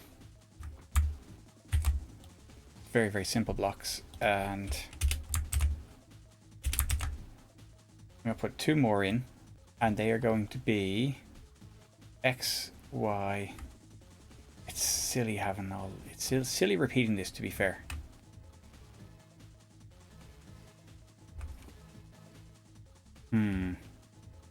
I could probably do it that just if any button is pressed, then just save it. So SNES left, SNES left, SNES right, which is the 2 shoulder buttons. Oh, balls.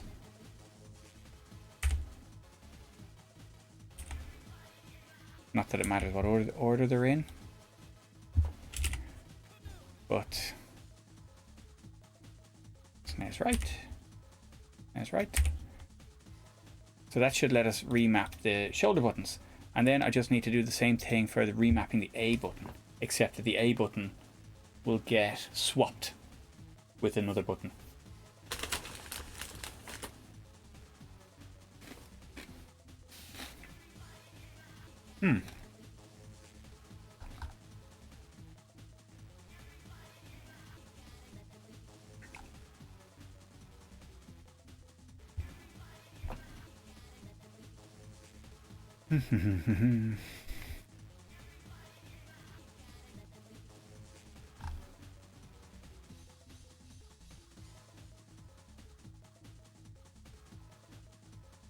Okay, remap A. Did we even do that?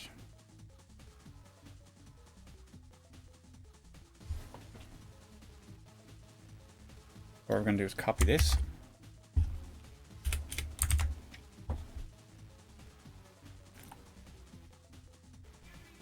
SNES A.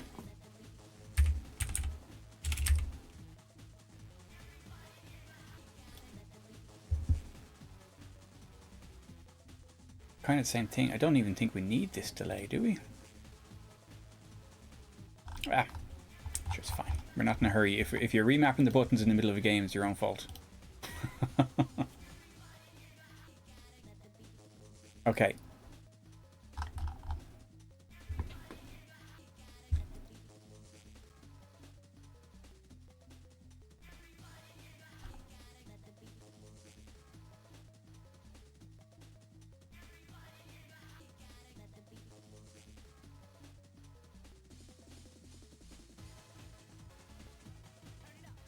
Just going to copy the whole lot. Although we won't need the whole lot.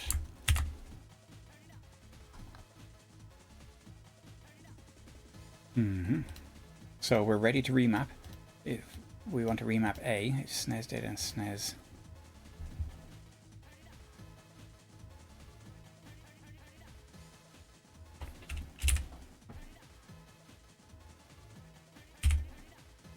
remap A.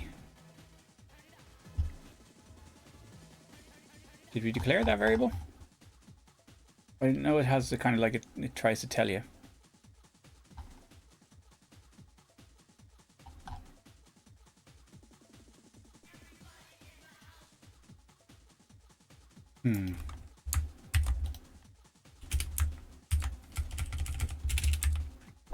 Remapper.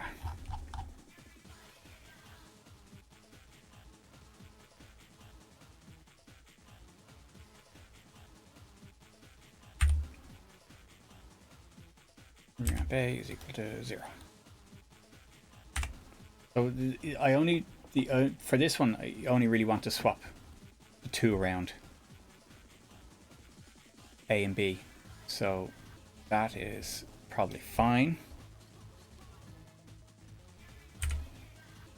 So if you map it, if you press B, then it swaps them. If you press A, puts it back to default. Now, let's just build that. Build it. Nope, something's not right. Snezua.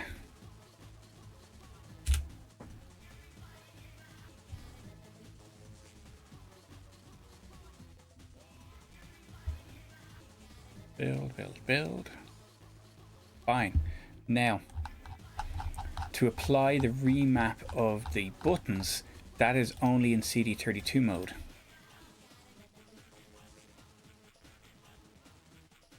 Or would that be 2-button mode as well? I suppose it would be. Yeah.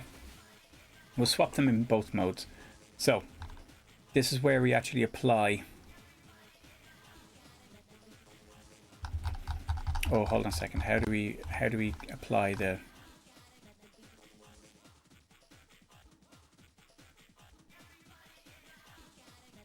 idle? We'll do a remap. We're not doing a remap, we're in 2-button mode. Okay, so it takes the CD32 buttons state, doesn't read it directly from the SNES. That's good, because here is where we set the CD32 buttons. Thanks very much for dropping in, Linford. Thanks for the follow, and yeah, sure, I'll be here most Fridays. I would say usually with a drink or two, and yeah, come back and we'll talk to you again. Cheers, good night. So now what we're going to do is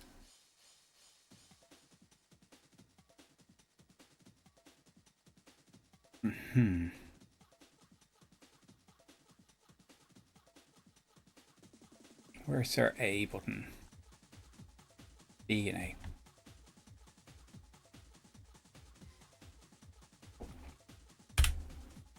We're going to make these a little bit more. Yeah.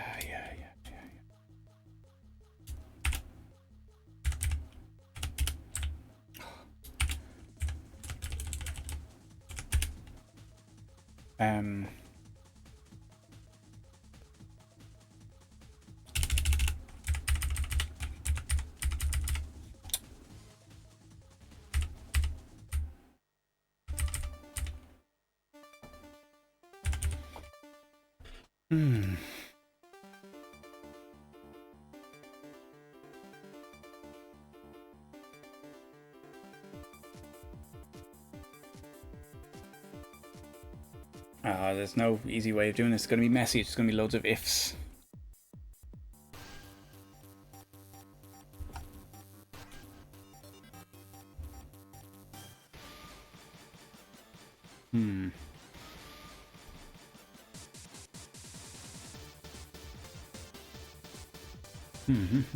Unless I just set the bit at the start. Okay, we've got enough cycles. Let's do it. If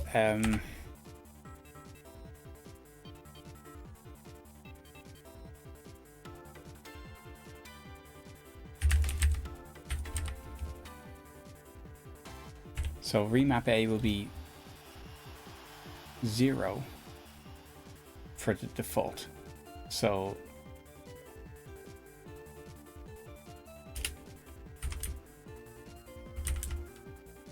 So let's put that there.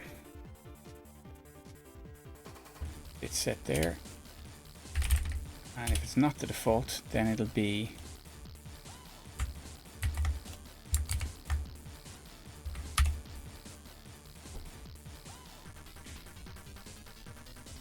and then we do the same thing down here.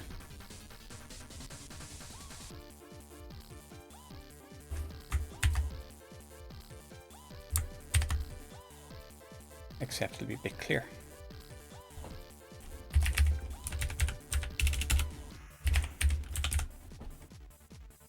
And then we do the same thing here, except they're swapped around.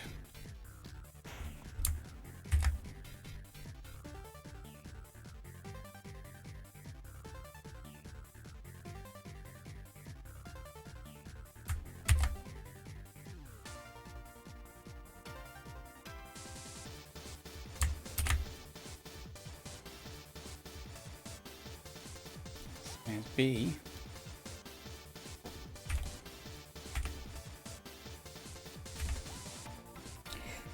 I think that might be it. Let's have a look and see if it works. Does it work? Does it work? Does it work? It built. It's building.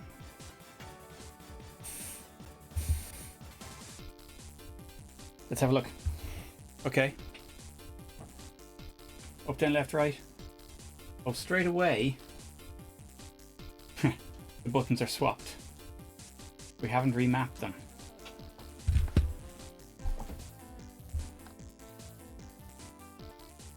I got that logic the wrong way around, didn't I? This is the default, so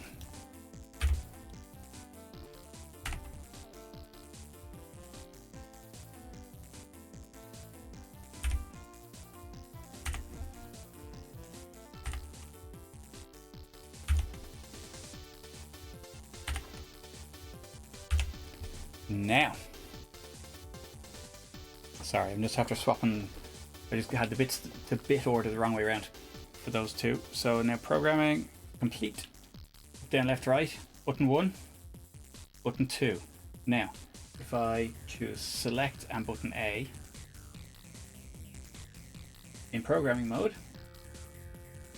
and I press B,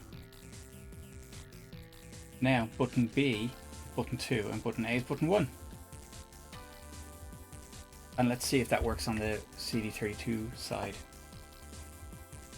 Yes, backwards. The rest of the buttons are all unchanged. Now let's see if we can reprogram button A. And there we go. Back to normal. Oh, happy with that. Happy out.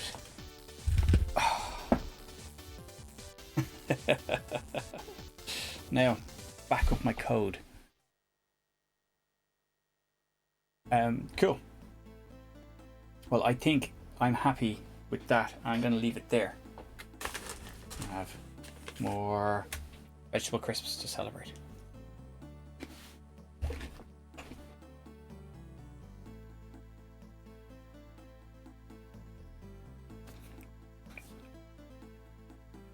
Okay, right. Thank you very much, everyone, for joining in. I'm going to go back to the Amiga screen just to admire that again. Pad detected and everything. Look at that. Look at that. Look at that. Oh, but the remap for up.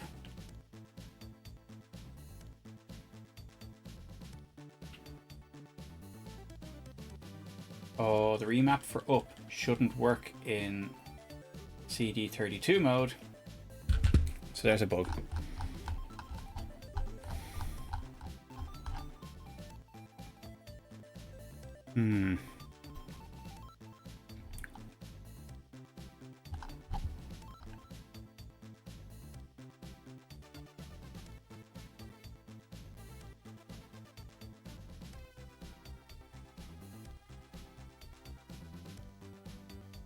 Oh no.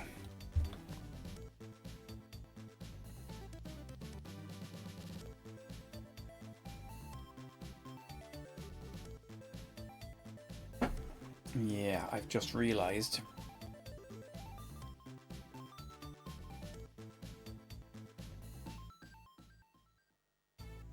that you can read the D-pad in CD32 mode or normal mode.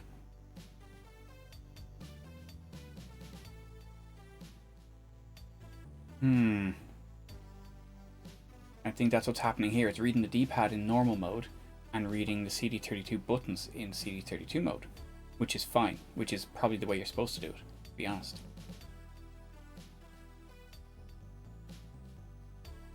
Oh, that's a bastard. Now.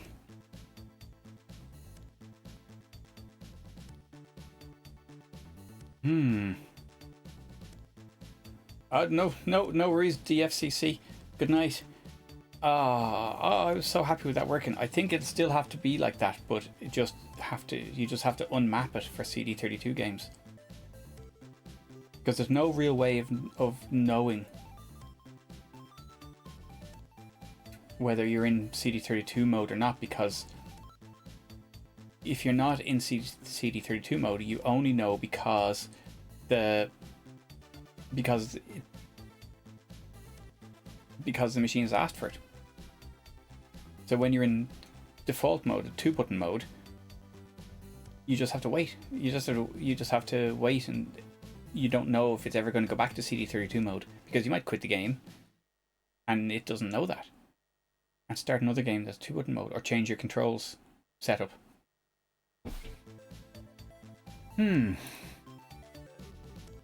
So I'll have to look at the KTRL one and see how that manages it.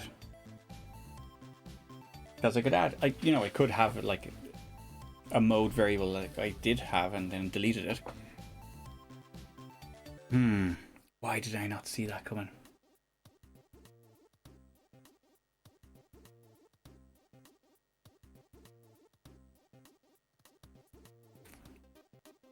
That would have made this whole chunk of code easier as well, because this is all based around it only working in 2-button mode.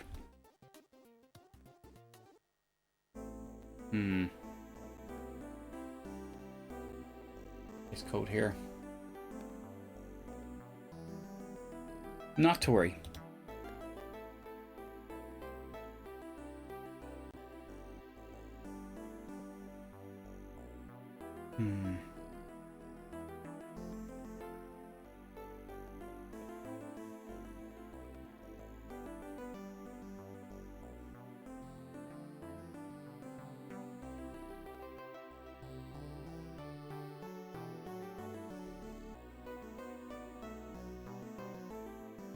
I could delay it for like a frame, because the CD32 pad is always going to be read once per frame. Although, even that's not necessarily true. If a game is only running at 25 frames a second, or even slower, you could run some games at 10 frames a second and it might not be reading the pad every frame.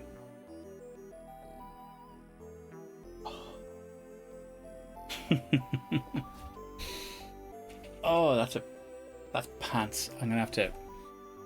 I call it a night now anyway. I'm gonna have to have a think about that. Now we go and there's what? That was 5 people here. Let's go and raid someone. Nope, that's not my. Where's my? Oh my god, can't find anything. Okay, who's around? Let us see. There's Kiffer Geo, the old reliable. Charlie Farr. Any thoughts, anyone? Kiffer Geo's probably just about to jump in on top of me. He's playing Pillars of Eternity. Charlie Farr is playing the Death Tower, which I don't know. Anyone got any major thoughts?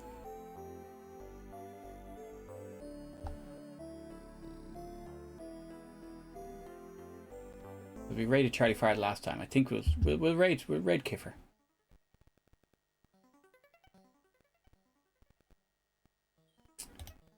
Right, great, cool. Started that now. This thing. Okay, and thanks very much, everyone. It's been emotional, and I'll be back hopefully next week, and we'll do some more coding. Cheers. and good night.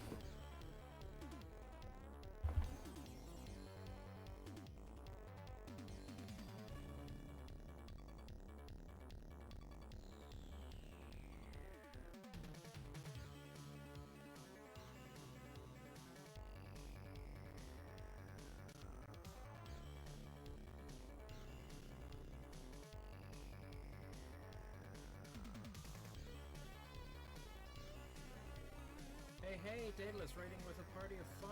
Welcome to the channel. We're nearly finished. Oh my god, look at the time. I got sucked into this fight. I did not realize the time. Why am I still streaming? I was going to finish early. My camera broke and it's real low quality at the moment. We don't know why. What were you doing this evening? Welcome, welcome. Our bear is unconscious. These guys get over here. All you guys attack this thing. You are too confused to get anything done. I think actually you're going to second wind. Go, go, go, go, go. Daedalus. Jimmy Colorado banned someone. Okay, that's allowed. Good morning, evening, everyone. Happy Saturday morning, Daedalus. Daedalus, what were you playing this evening? I missed that. Who has come? Who has come to view our glory? Nobody kills my people.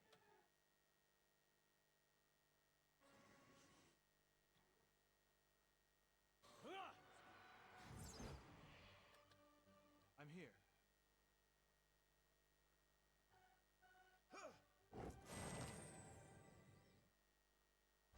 We've been summoning a lot of skeletons. Our bear is very hurt. Yes? More hardware dev stuff, getting the SNES controller to work with the Amiga. I really like that stream. I really like that stream. 99% of the way there. I'm here. That's good. That's good. Right, I think we've scouted the whole outside of this area.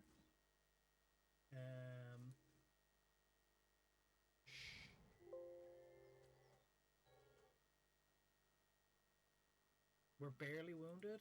We're a little wounded. There's a nice right, let's... I think we're going to need to take a quick rest. And now that I've been raided, I'm going to keep playing. That's the deal, right? Maybe for a little while. Okay, we're going to do a quick save here. We're going to hit the rest icon. Because people took a lot of damage in that fight. You're a newcomer to the Deerwood as well. Oh. What do you make of it so far? The people seem nice enough. There seems to be trouble brewing. That seems to be a contrast in these parts. If there isn't trouble with the Glanfahans, it's trouble amongst the Deerwoodians themselves. I find it strange that people surrounded by enemies should tear at each other so. They're a rather refreshing bunch otherwise, I think. I've whiled away an hour or two talking with the regulars in the tavern. Everyone from merchants to servants has an opinion to share. I'm here. Let's have a look in here. We're barely wounded. The bear doesn't have hit points.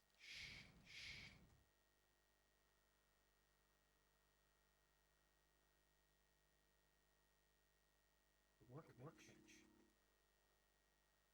The sour odor of rancid grain and spoiled fruits permeates the air.